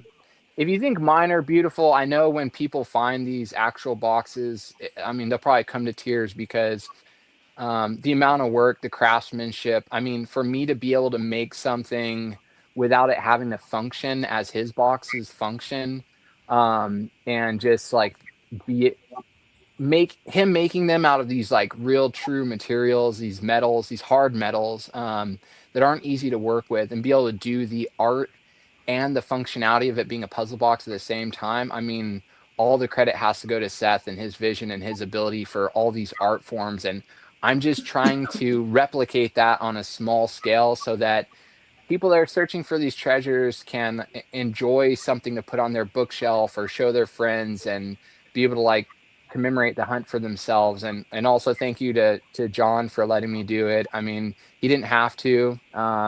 He didn't ask for anything in return. And so, yeah, I just really appreciate, Seth and John, and hashtag don't sue me, bro. I don't. Well, we really appreciate you for bringing these to life, because only one person is going to find a box, or one team, and for you to create these for all of the community to have as a keepsake, a memento of this hunt is, it's just an incredible thing for you to do that, and for you to support us by giving us these to give away. I mean, I'm just speechless on it. Thank you. It's one of those things like I wanted to have like the Forrest Fenn box, but I knew it's probably a good chance I'll never find it. So it's like I'll make one out of bronze, and then that was a lot harder than I thought it was. Forrest said he cast bronze in his backyard in the 70s, so I was like, oh, I could do it. And then I had an accident and almost lost my eye trying to cast in my backyard, and I was able to make some things, but then I ended up 3D printing as part of that process. And I made some boxes, and I thought, you know what? Calazars was doing the coins. I'm like, it'd be cool for people to get the coins. So I started giving them away. And then I was like, well, I don't really have a lot of money, so maybe I can sell a few and then use the money to make more to give away. And it's not that I don't make any money off it, but it's very minimal. Like right now I'm at a probably significant negative overall, but it's I sell them so that I can give them away. So I have to say thank you to everybody who like has supported that and made those purchases, including you, Eric. So and Jenny and so many people here. And I really appreciate it, and it helps to kind of spread the love. And it's fun. It's really awesome to be able to like be a part of everything like this. And it's so weird for me to be like on a YouTube show, because I see myself as like a spectator, and so I appreciate you having me here, and everybody. Well, you are a participant, and just because you're not on camera, you are just as big a part of this community as anybody else. That either if you're writing blogs or doing YouTube or whatever, you're just as much of a participant in that. So I really appreciate you. Thank you. So, and I'm glad you're here, because we're going to do the giveaway. Let's do it. Let's give away some boxes. Right? So we have so let's just Why go ahead did you and do that? You did. I jumped. I'm like watching on YouTube. I'm like, why is everybody putting my name in there? Because I got in there late. I'm like, oh no, people are gonna think I made you do that. No, this is all mine. I was like, what better thing to put on here No. than 3D bronze, right?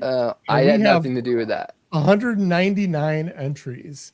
Wow. So when I hit draw, it's going to skim through it randomly and pick it. And just a reminder, people have to get, contact the mods, one of the mods in chats, if your name is picked, so I know you're here.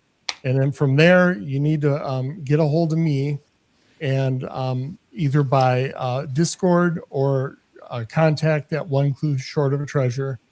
And so I can get your address. Don't put any of that stuff up on chats. I'm not going to hold on to your contact information other than sending it to you. So, and this is not sponsored by anybody. This is put on by this channel, One Clue Short of a Treasure.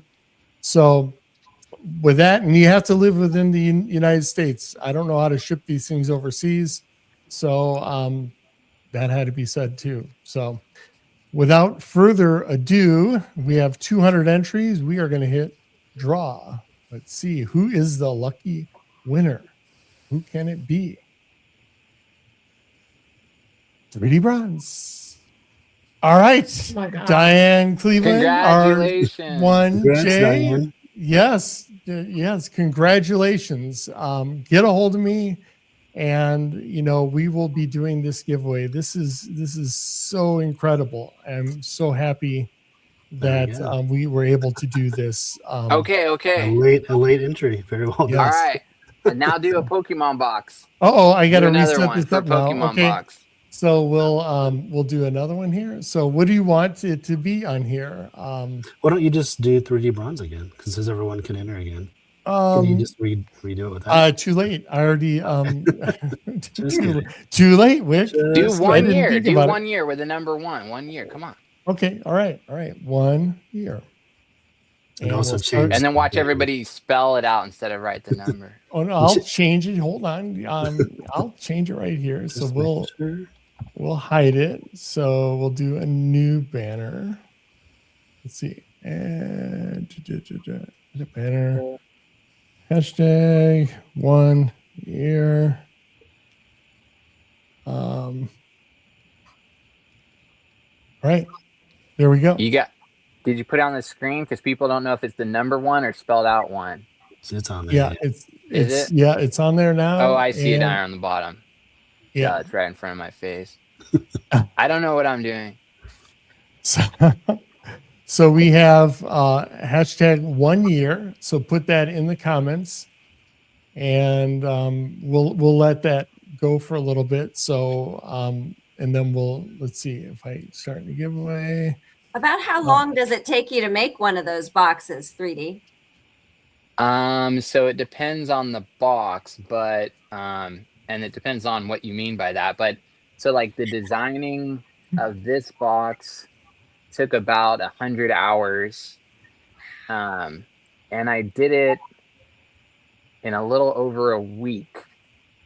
So if you do the math, you can kind of figure out while working full time. So you can kind of figure out how much sleep I was getting. Well, they're beautiful boxes. Very impressive. Thank you. I appreciate it. And then it depends what printer I use and how many I'm printing at the same time. But if I print one of these at a time on like one of my standard printers here, it takes like something like 1.5 to probably about 2 to 3 days. Print one. Wow. And I throw a lot of them away because they're imperfect.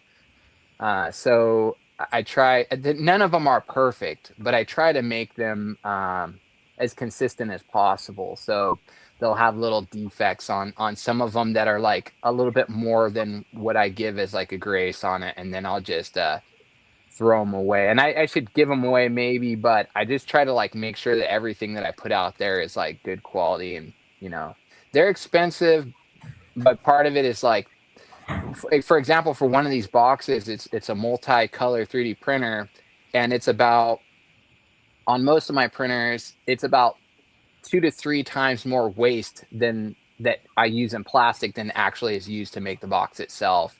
And it puts a lot of wear and tear on the printers, and so it just kind of it's like I said, I'm not selling that many. I'm not getting rich, but to have a souvenir of there's treasure inside, it's amazing. So thank you for creating these. Okay, so that Pokemon box, I mean, I love them all, and they're just incredible, but I was so blown away when I first saw that Pokemon box. I didn't expect it to be that. I mean, I expected it to be incredible, right? But when I saw it, it was that I think it has to be one of my favorites out of all of them, just because of all the detail and all the work. I mean, again, they all are wonderful, and a lot of work went into all of them, but something about that one really stood out to me. And, I can't wait to, proudly display them again. Right now, they're getting carefully packed away for a move. And, that one's just an amazing box. Yeah, it's beautiful. I can't even imagine how beautiful like the actual box is. Oh, I know. And I was thinking as I was getting like tennis elbow and carpal tunnel designing this one, I was thinking about the pain that Seth Gould went through when he was carving those lines with a razor in the original box, and John talking about it and thinking that, I'm probably one of the closest people that understands probably like the pain in your joints from doing some repetitive tasks like over and over again on this style box. It's hard for people to appreciate the time that goes into something like this, much less those original boxes. But yeah, it's a lot of work, but it's just the excitement and the joy that people get when they hold them and they see them, and it makes it all worth it. Yeah. Well, we have 157 and so far. And it looked like it's sort of stalled out there. So we'll do this one. 3D, do you want to tell everybody how they can get a hold of you, or do you want me to facilitate that, or how do you want to do it? You mean? Oh yeah, just Yep.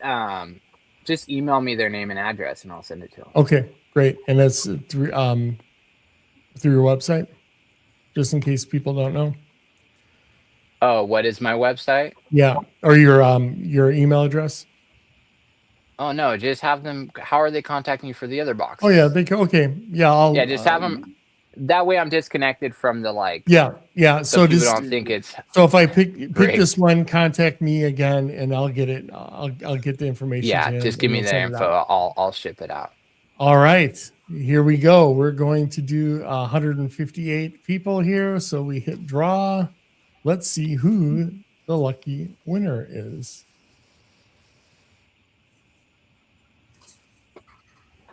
All right, we have HKS Smith 9953. Congratulations.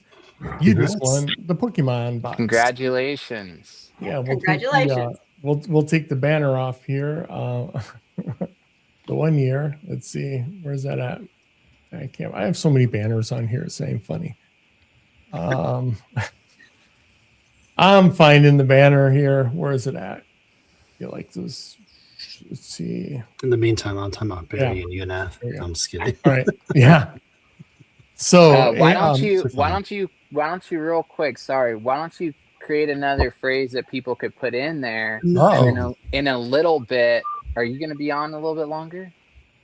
Sure. Are you guys going to sleep or what's going on? Not on purpose. Not on purpose. Am I boring you? No. Well, I want to do a past and future box. Okay, so I'll or as Emma and Jam, or not Emma and Calazars call it, the Forrest Fenn box, because they don't really read the book, So everybody, hashtag PF. There you go.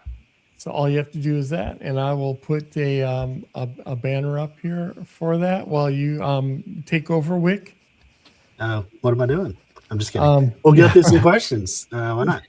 Yeah, let's go through those. Yeah. I got Sorry. questions. Oh, sure, go for it. Did we cover one for Cynthia, one for Dow? Cynthia, did we cover everything from your video that you wanted to cover today? We didn't talk much about the 5 extra paragraphs. Oh, that's okay. If people want to read it, they can watch my video. So I have a question though for you guys that are searching for the Forrest Fenn box. What is your intent? If you find it, what is your intent to do with the olive jar and its contents? I'm scared I'll get sued, so I have no idea. From everything you've said, Cynthia. It's going on Heritage auction site. That's the smart thing. That's a smart thing to do. I don't want any juju anonymously. Right. No, don't want any part of that. If JCB was thinking to pass it on, that's probably the best move. I don't know. I'll give it to you, Cynthia. I'll let you have it. Be in it. I think I'm going to open it, read it, and share it. Yeah, that's what I would do. That's a good one. Do a live stream on it. Yeah. But Jenny, what if you read it? Are you going to read it live for the first time, or what if you read it and you're like, oh wait, maybe I don't want to read this out loud. That's what JCB did, right? Right. Yeah, JCB put right. it. He said he's going to read it to everybody. He put it back in the jar and hid it somewhere. To the next person. Congrats. Figure it out. Yeah, that's a good question. He said his lawyers apparently thought it would be okay for someone to share it without having to worry about getting sued or something. But I think that depends on how much money you have for your defense. True. I would have JCB on with his lawyers during a live stream. Yeah, you're like, here, JCB, you read it now. All right. I wonder if it's annoying to him when people call him JCB. I should probably just say John, right? I thought that too. I wondered about that as well. It's especially when he came on the show, and it was on the back of my mind. I'm like, but he has to own it, right? I mean, he's got to expect stuff like that, and I'm sure all of that attention is taken pretty well with him, because you don't put out a treasure of this magnitude without expecting some type of, something like that. I mean, I would think. I had it's like in my brain, like maybe I listened to Forrest a little bit too long, but it's almost like I feel like the olive jar. This sounds crazy. People probably hate me for saying this, but the olive jar not being opened, it's like one of the final chapters of the Thrill of the Chase, and so it's like it not being opened kind of allows the thrill of the chase to continue. So I ask myself, if I find that box, will I just take it and not even open it, not read it, and rehide it and do another hunt? And I think that drives some people nuts. But at the same time, it's like wanting to know what's in there and pursue that. It almost allows the thrill of the chase to continue. And once you read it, it's kind of puts an end to certain things. So I guess to me, that's like, it's a hard question. I'd have to think about that, but I'm not really worried about it because I don't think I'm going to find it. I will look for it, but. Well, if I do find it, then I will be contacting you, 3D, to make a box for it to go in, and then I'll hide it. Let's do it. That's what we should do, right? More there. projects. Yeah, that would be a great one, though. I'm ready, though. Let's do it. That would be awesome. Whoever finds it, if you want to do something like that, let me know. That would be great. That would be awesome. Then I'd have Jenny write the clues for it, because she's a lot smarter than I am with clues. It sounds like we need to get Thanar. That's right. Yeah. So we have 139 people here. So make sure everybody, to get a hold of me, if your name's been called, contact at One Clue Short of a Treasure. Sorry it's so long, you have to write it out, but that's how it is. Or contact me through Discord. And so I can get your stuff, your address, and I'll ship it out first thing Tuesday, because Monday's holiday.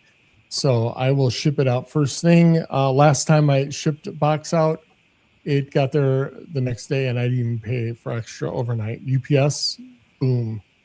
1 day UPS ground. Remember that, 3D Bronze, if you ever want to ship something real quick. UPS ground. UPS. I remember that.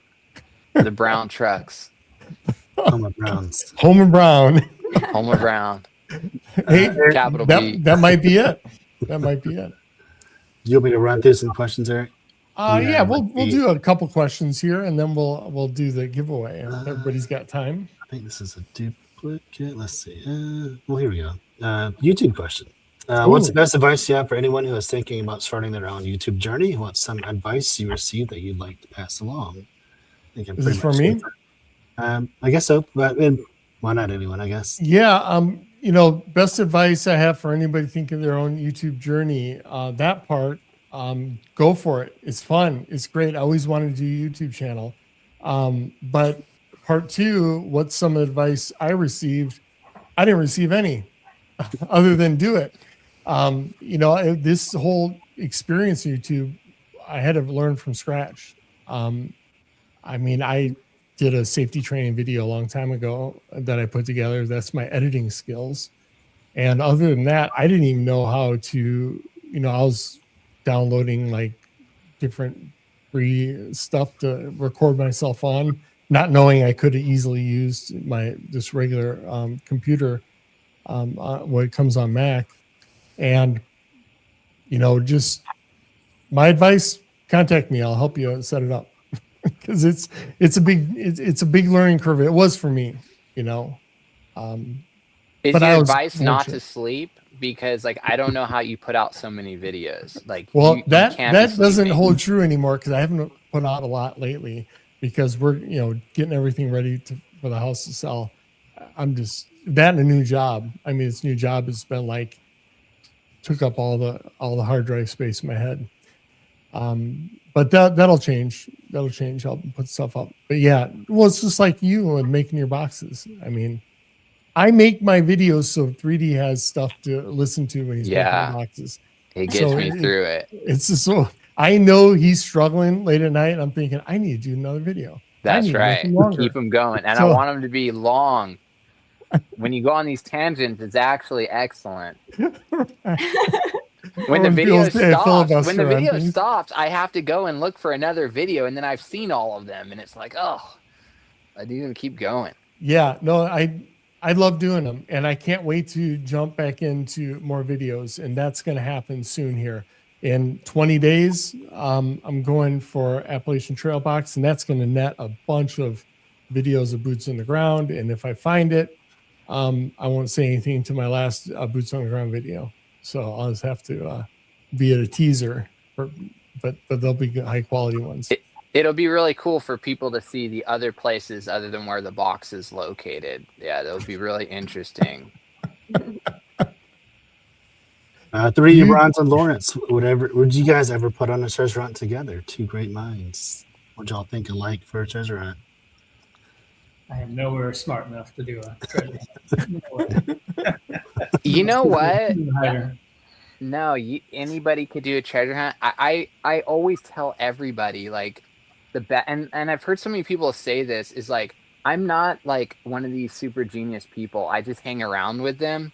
And so it's always good to be on a team or know smart people or get to know smart people, right? But even like small treasure hunts, like it expands your mind so much. And I remember Estes Quest, Froggy, he was saying the same thing. Just by like creating treasure hunts, it puts you in a different like mindset, and I think it allows you to understand the creators a little bit differently. And I just encourage anybody to do it. I mean, even if it's like, I knew people that hid painted rocks and they wrote clues to it, and you could do it. There's so many different formats. Make your own format, make your own style of clues, and it's a fun experience. I mean, I would create a treasure hunt with anybody if I have enough time, but I should probably finish this one before a mob of people come and attack me with pitchforks. Let's see. Question for Dale. Richard and, well, not really. I guess more of an observation for you, Dale. Richard and Tammy still play poker on Tuesdays. Come join the OGs. It's a good time, Dale. Where at? Poker Stars. Okay, never mind. Sorry, say it again, Lawrence. Poker Stars. There's a group of us that play on Tuesday nights. It's a good time. People Is that take part of the money all the time. Calazar's Discord, right? Is that what that is? Yeah. Or no? Yeah, okay. The Calazar's Discord, if you're in there, Dale. Okay. Last question for the moment. When JCB talks again about searchers being 200 feet or less away, will there be a new box or boxes mentioned? If so, which one or ones? I guess we kind of already answered that, right? It's to an extent, but what would be the next box for JCB that someone gets close to, in y'all's opinion? Ooh, that's a good one.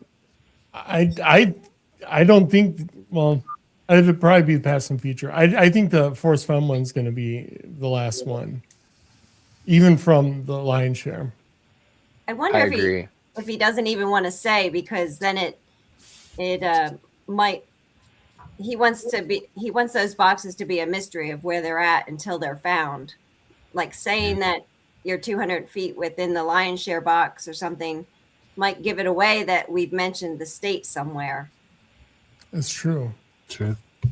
Yeah, it could also, if say the two so far, the Pokemon and the AT, if the box is hidden within 200 feet of the trail or closer or road, then it's easy to say that, right? That someone's been within 200 feet. If you know that they made the whole trail, you know that they were. If they drove down a road or went to Fenn Rock, Forrest knew they were within a certain distance. And so maybe it's easier to say if someone's been within 200 feet than if a box is 500 feet from a trail.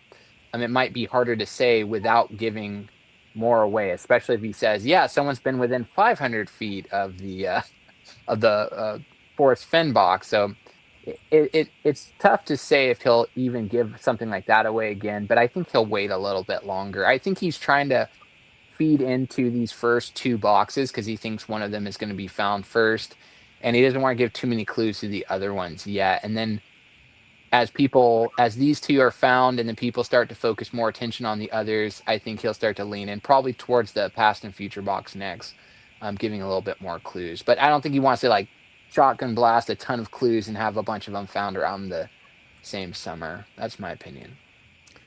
Do you think that he may, after a couple have been found, he might just like fade off for a while and let the other ones sort of play out, since two of them have been found? And I think the timing will be similar to like when he started to. I think he really wanted to get past a year, and that's why he was so much more reserved in his interviews.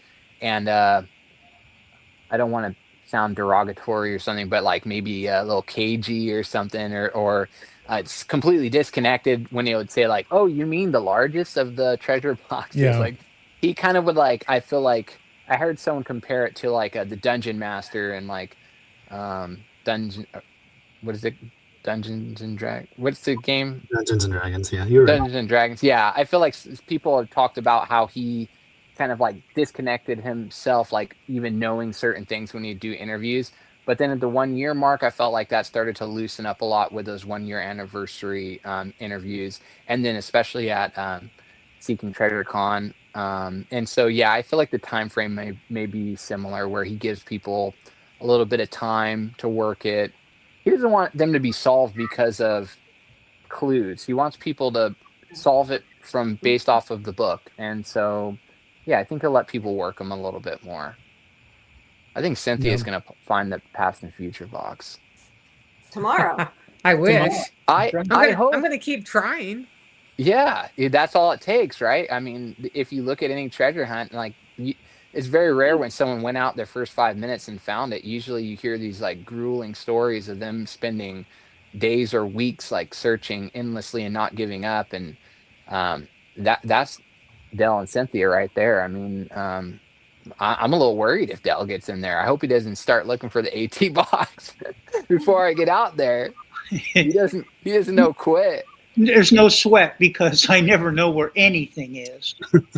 Hey, you were close. You were right there. I remember listening to Dell right at the beginning of when I got into the hunt, talking about like Madison Junction, and I mean he was dead on with that. And yeah, I it was hard to find that box even if you knew where it was at.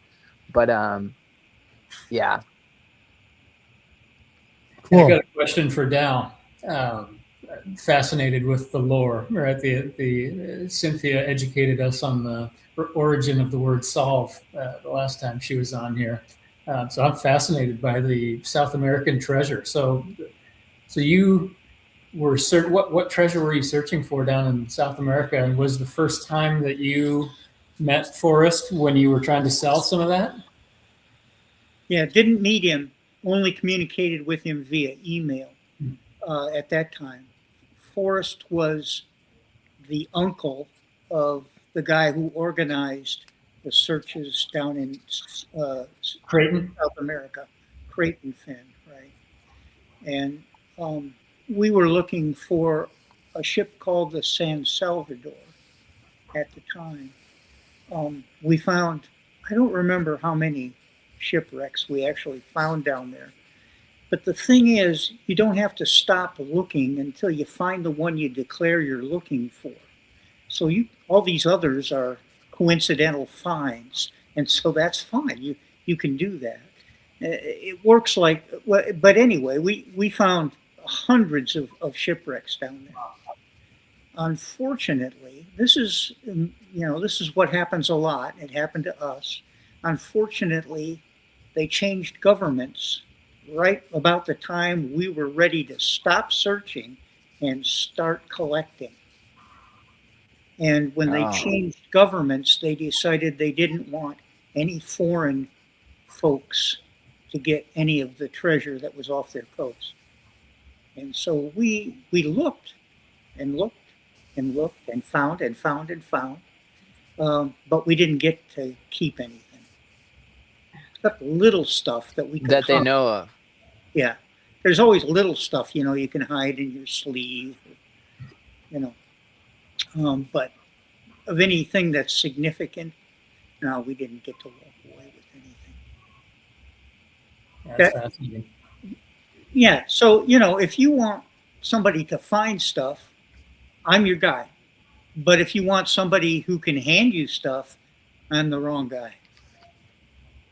Well, Dale, you know, it's really interesting because JCB, who wrote There's Treasure Inside that has the 5 boxes hidden, he originally wanted to get into treasure hunting, and his idea was to get a crew together in a boat and go look out for lost treasure like you did. So, kind of interesting the connection there a little bit.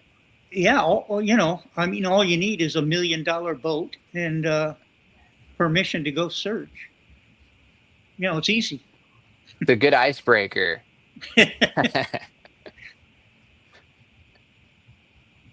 Great. So what we'll do is give this other giveaway. Sorry, I'm getting messages and people at one. So so I got their address, and so that's great. We're going to do the giveaway on not the Forrest Fenn box, but the Past and Future box, right? The one that Emma always says. I remember when I was at their birthday, the 1-year anniversary, they said, "Hey, I'm giving away a Past and Future box," and it was a Forrest Fenn box. So this is the Past and Future box, the real deal. Mm-hmm. So let me pull this one up, and which is also an amazing box. I was really impressed with how that came out. It's, you know, I didn't know what to expect when I saw that one. Yeah, let me put that up there again. Yeah, that thing is sweet. I didn't expect, because it doesn't have the flash, the flare as the other ones, and I was like, how is he going to pull this thing off? And he pulled it off. Perfect. I want to say something about this box that most people probably don't even notice. And I made a more detailed one. I can't talk about it, but you'll eventually see it. It's pretty cool. But this box is actually made out of multiple different colored, like silver filaments. So when you get this, whoever wins it, look at it and try to see what sections are printed using different filaments to give it a slightly a look that resembles the original treasure box a little bit better. But yeah, if you look closely, you'll notice that different sections are printed with different materials. So yeah, it was fun to make this one. It was easier than the other ones. I'll admit it. It was easy. It's nice and heavy though. All It's of got a them, heft. I would think I want to make all of them out into puzzle boxes eventually of some kind. So there will be a different addition to them eventually, probably limited, where they have some type of puzzle box functionality. It won't be as cool as the original ones, but to make it a little bit more fun, and we'll give some of those away. Well, will you ever make later full size box? Let me grab something and show you real quick. Ooh. You can do the giveaway that does that. You heard it here for let's do the giveaway. So we got everybody that's in here, and let me hit draw. So here we go. Here we go. Good Where luck. it stops, nobody knows.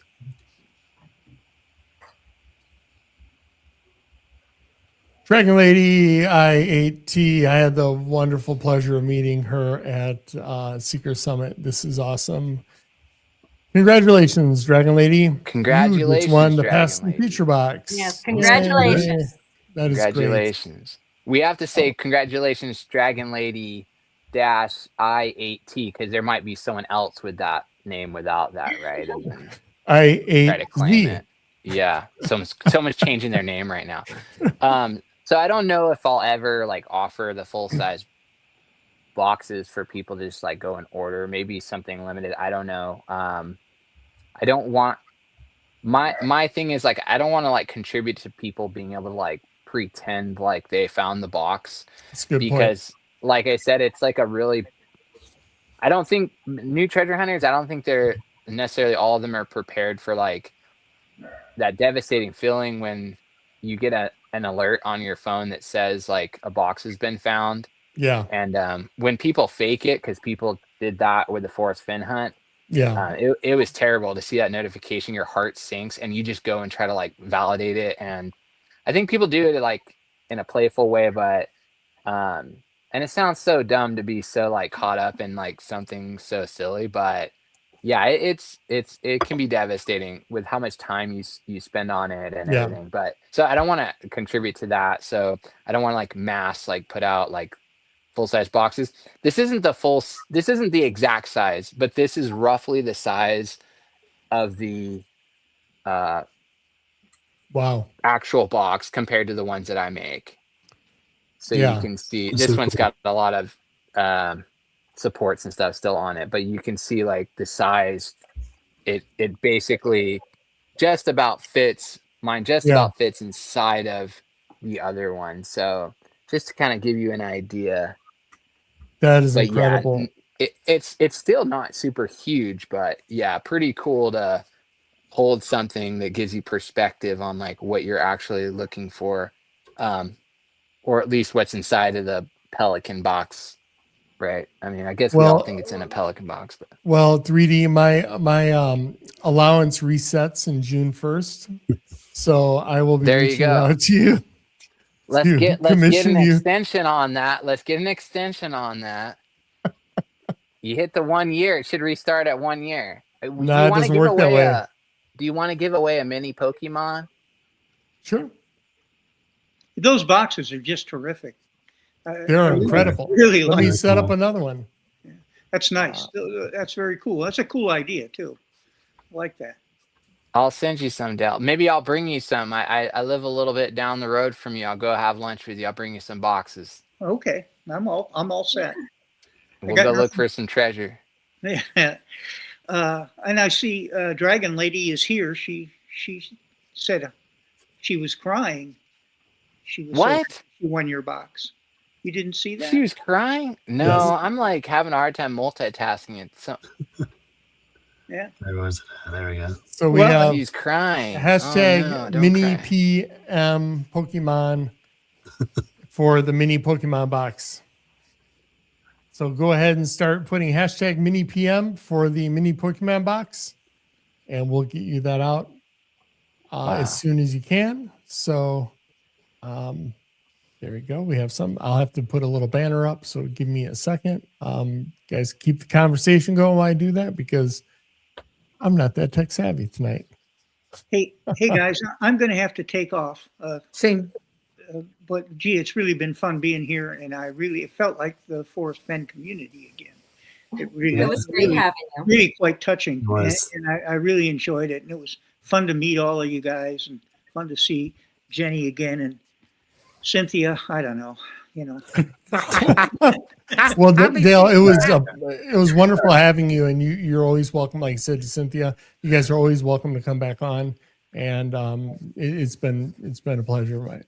Yeah. Thank you. Thank you, too, Thank you, Beth. It's Dale. fantastic Bye-bye. having you all. I You're a have to leave legend. too because I need to pack and go so I can find that PNF box tomorrow. No, But stay on anyway, here. Oh, yeah. You guys are just so awesome. So I will be on your show next Sunday with the PNF box, Eric. Oh, all right. Good luck, Nice. Cynthia. I'll see And ya. I'll have Okay. the Thank barbecue you. ready. Bye-bye. Get that bear spray ready. All right, Can so I we put have out mini a PM. Can I Yes. put out like can I beg a little bit to the community here? All right. I just hope I never got to see the Forrest Fenn treasure chest. I spent all this time working on like a replica of it, and I still have not seen it to this day. Justin kind of he made it sound like it's possible, that I'll get to like visit with this box, and I just hope whoever finds at least one of these JCB boxes, I hope someone lets me see one in person.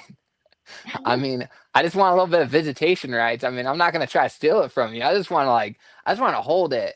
And so if there's someone that's watching this and at any time you find one of those boxes, man, I'll pay you a fee or something just to see it. I just would love to see one of these boxes up close after spending all this time working on these wannabe versions of them. So just hopefully That would be cool. That would be really cool. And yeah, reach out to him or me, and we'll try to make that happen, and maybe even get it on video.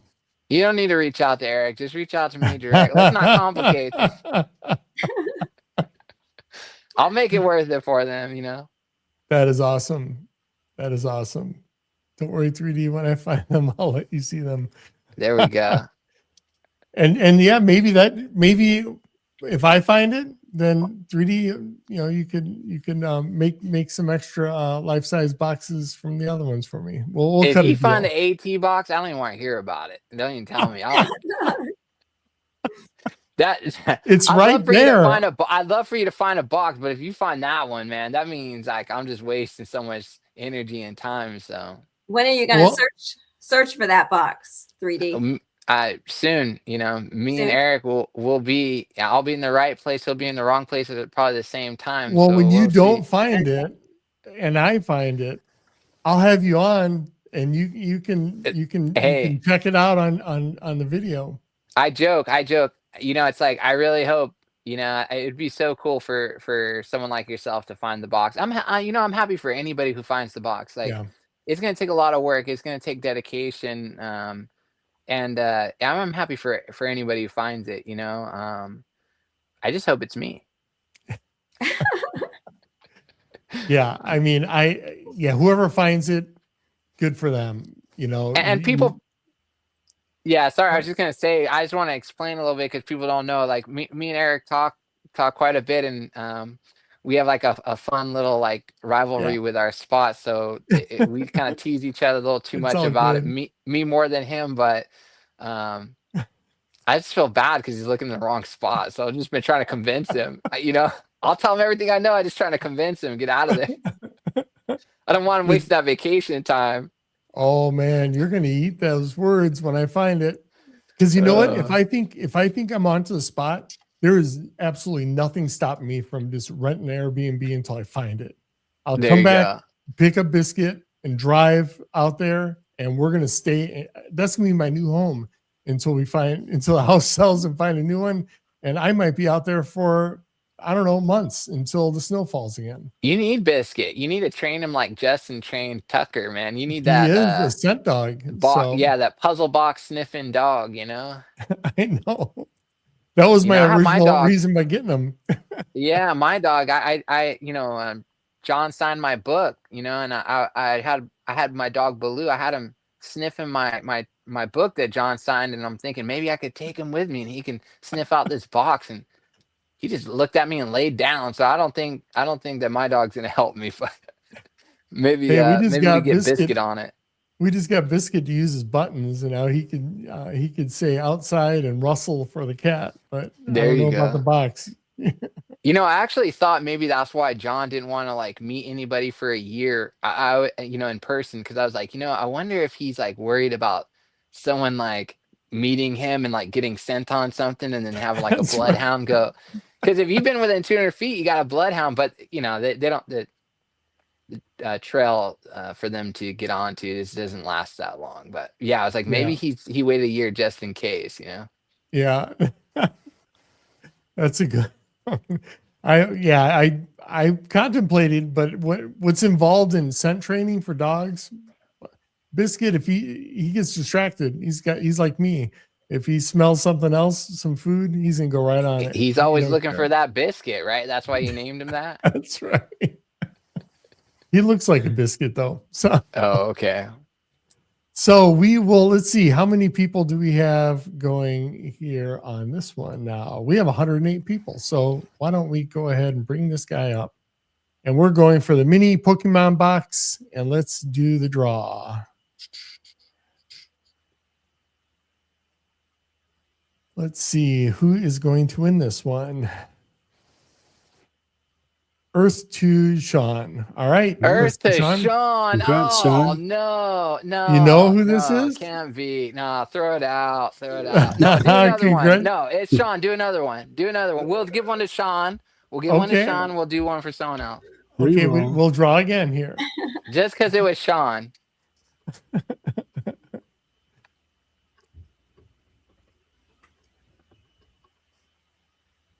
Oh, Rapala. All right, Nice. Rapala 6-7. Rapala, congratulations. Congratulations. Recently too. And Deshaun too. Congratulations. Okay, Yes. okay. Let's do one of these. Do another drawing. Just do another drawing with the same one. Okay. The original Yep. Forrest Fenn box, the one that started it all. Right. All right. Now I got to remember all the. Hopefully somebody's recording these for me so I can. Yeah, you're recording. It's on YouTube. Come Well, on. I know that, but you know what I mean.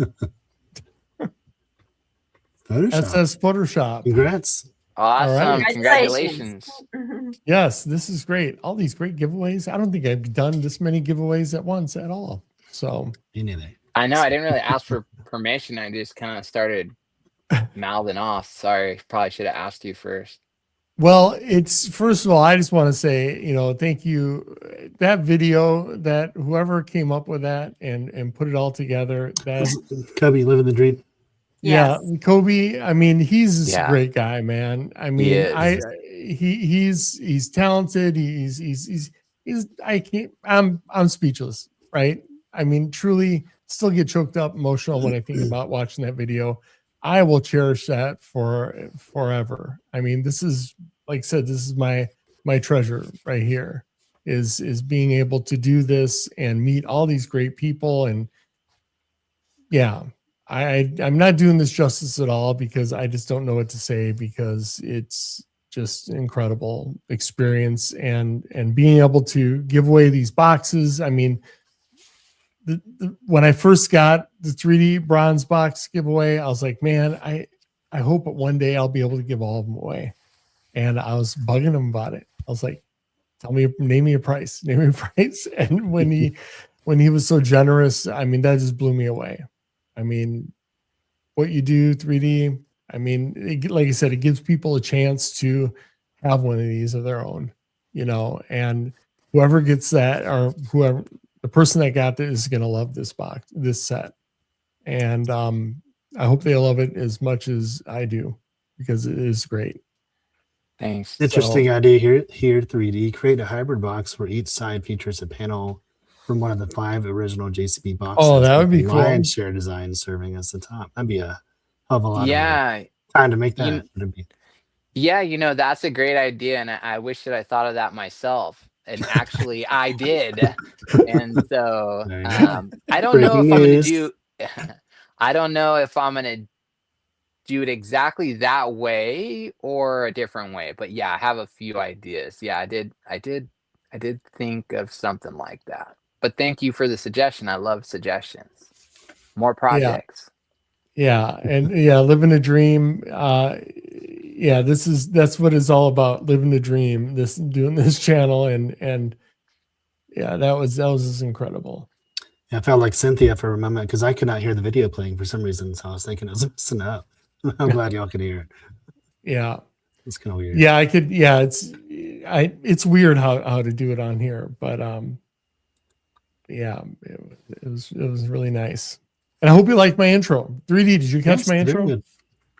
I did. It was really good. Like I keep saying, like it's just it doesn't, like, how people say, like, oh, it's crazy, it's already been a year. Like it seems like it's been much longer that you guys have been around. And I think it just goes to show, like, your guys' personality. Like you guys are like very easy to just quickly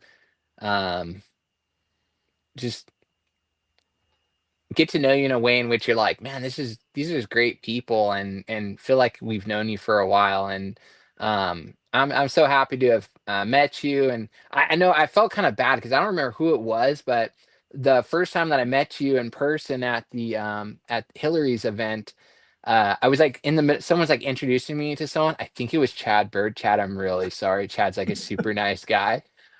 But like Laurel, I think it was like introducing me to Chad. And then like I saw you out of the corner of my eye, and like, so like I'm like really starstruck when I meet any of these people. Like Jenny, when I met Jenny, it's like I was like, oh my gosh, I've been watching her for all these years. And just meeting you guys in person is like meeting a celebrity or something. But when I met you, Eric, it was just like I just felt like we had been friends like a long time. And you're just a great, like, just very just caring person, man. So it's cool to have met you, man. Yeah, I finally got to. I thought you did. I had this like thought of what you look like when when I finally met you, because you make these boxes. So I expected you to come out with this like a bib on, with like a machine shop gloves on and calipers and all this stuff. I'm like, people are always like, I don't know if they think like, I don't know, maybe like I'm a little kid, or maybe I'm like some like mountain man or something, but people are always like, man, you don't look how like I expect you to look. And I guess it's just because like you don't know what to expect. yeah, But yeah. yeah, also I think some people think that I'm like this is like all I do is like 3D print stuff, and it's not. Like it takes up a lot of my time. Like I probably work on it more than my actual job, but yeah, it's yeah, so this is what I look like. This is who I am. I have kind of like I was a skater. I skateboarded for, like 16 years. Oh, I'm from cool. Southern California, so that's probably why I talk like a skater. But yeah, I like to have fun, and it's like I'm always like razzing people in the chat, and like I guess some Yeah, people call me a troll or whatever, but it's all in fun. It's like me yeah. and K Pro, if you're watching. I like to tease her. She likes to tease me back. It's just fun, It's like it's all in good fun. So I really care a lot about the community and everybody, and this is my debut, on a live YouTube Just show. So I and appreciate you it's having me. And an honor to do this. And I this was does not nervous, get you man. out of this does not get you off the This hook is for coming it. on. I'm never doing another No, one no, again. no. One and This is done. it. One One and and done. done. Well, we have some really, really exciting stuff on the channel coming after, now we got this 1 year behind us, and I look forward to it. We're gonna have more smaller hunters on here, and it's just a ton of stuff coming down the pipeline, and I'm really looking forward to it. And I love how this live stream is really grown. We have Wick put together a Discord server that we're gonna put out for our regulars, because we're only allowed so many people in the chats. They only let you have like 10 people in there. So we're gonna have a place for people to come to learn about the upcoming live streams and stuff, and whenever they want to join, and have a little more organized than to just, hey, here's a link, come on anytime you want. I like that though. Honestly, that's kind of fun. Well, I do like it, but we can only have 10 people on stage at the same time. So yeah, true. just in case. If you have more than 10 people, like it starts to get really crazy. I mean, Yeah. they've done those in the past during like the Forest Fenn days. And maybe it's because you got too many people like me who like talk over people, like not on purpose. I apologize. But yeah, it's like someone will ask a question, there's like 6 people trying to answer at the same time. So it can get a little difficult, but it was like a huge thing like back in the day. And I do really miss like having the shows where there's like at least 6 people on. And what they Yeah. would do a lot of times is they'd have like the after show, like Sean from the Flip Side, and K Pro and Cal and all these people. They would do like the shows after the shows. And so like there were so many weekly shows, and it blows my mind that we're at a place now, because like I never thought these types of communities and these types of YouTube channels and some of the original channels would go on to other hunts. And I mean, like I said, it was dark days. Like the Forest Fenn hunt ended, and Jenny, she's informed of all the hunts, but I didn't know anything about all these other hunts, and I didn't think I would enjoy any of them like I did the Forest Fenn hunt. But yeah, there was like all these shows. It was like Monday, you're watching Calazars, and then and you had like Toby had his show, and then Wednesday, it was like every day of the week you're like have something to look forward to. Like, oh, I'm gonna go home tonight. It's like a crappy day at work, right? Like someone screamed at you at work for no reason, but you're like, man, I don't even care, because at 6 o'clock Toby's gonna be on and have the hoedown, That's whatever. awesome. Like, yeah. That's And so awesome. it was cool. And then like every time like a 6 questions like comes out, like even the 6 questions when I I see them love the now, 6 questions. I Yeah. don't even care if I'd never heard of the treasure hunt. I'm like, I'm reading them or Yeah. watching the videos. Like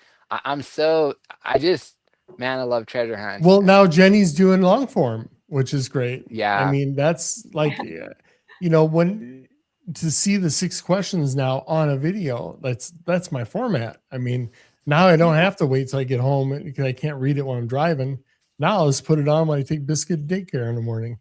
Well, thank you for all the encouragement there that I got from Eric. So thank you, because it's a struggle to come from I was never able to do YouTube videos because of where I live. I live out in the country against the state game lands. There was no service. And now I have Starlink and I'm able to do it, but I'm coming in, I'm brand new to it. So yeah, I'm excited to see what stuff you have because, like I said, the matriarch of the treasure world. It makes me sound so old, but it's okay. Well, yeah, not meant in that way. But oops, it backfired. No, it's no, okay. it's yeah. I can't wait to see more of that because I mean, I love the Tuesday your Tuesday ones that come out, and they're just not long enough because I'm hanging on to. I'm like my notifications on. I know how important that is. I'll get it right when it comes on. I'll be helping Laura make dinner and stuff, and I'll be listening to it while I'm like, "Hey, did you hear this? Did you hear this?" It usually comes on around that time. So yeah, the whole treasure hunting content world, Substacks, all the writers, blogs, everything, yeah, chats, within the Discord, Facebook, anywhere. It's just wonderful how many treasure hunts are out there. The community is great. It's just a great time. yeah, I'm really excited for all the stuff that's coming up and future hunts and just having a great old time along the way. So we're at the 2 hour and 40-minute mark. This is gonna everybody's probably, especially people on the East Coast, 3D, you probably just waking up. It's early for you out there. But I just want to thank everybody for everything, for coming on the show, for sticking around in the chats, for the giveaway, to the video that Kobe made, and everybody that contributed to it. I mean, I'm just blown away by it. I will continue to watch this over and over myself. And I just really enjoy it, and I appreciate every one of you on this panel and everyone in the community. So thank you. We love you, Eric. Yeah, thank you so much. Congratulations. Thank you, 3D, and thanks for coming on. That made my day. So we will see everybody later. Thanks, everyone. Yeah. Time to start the after show.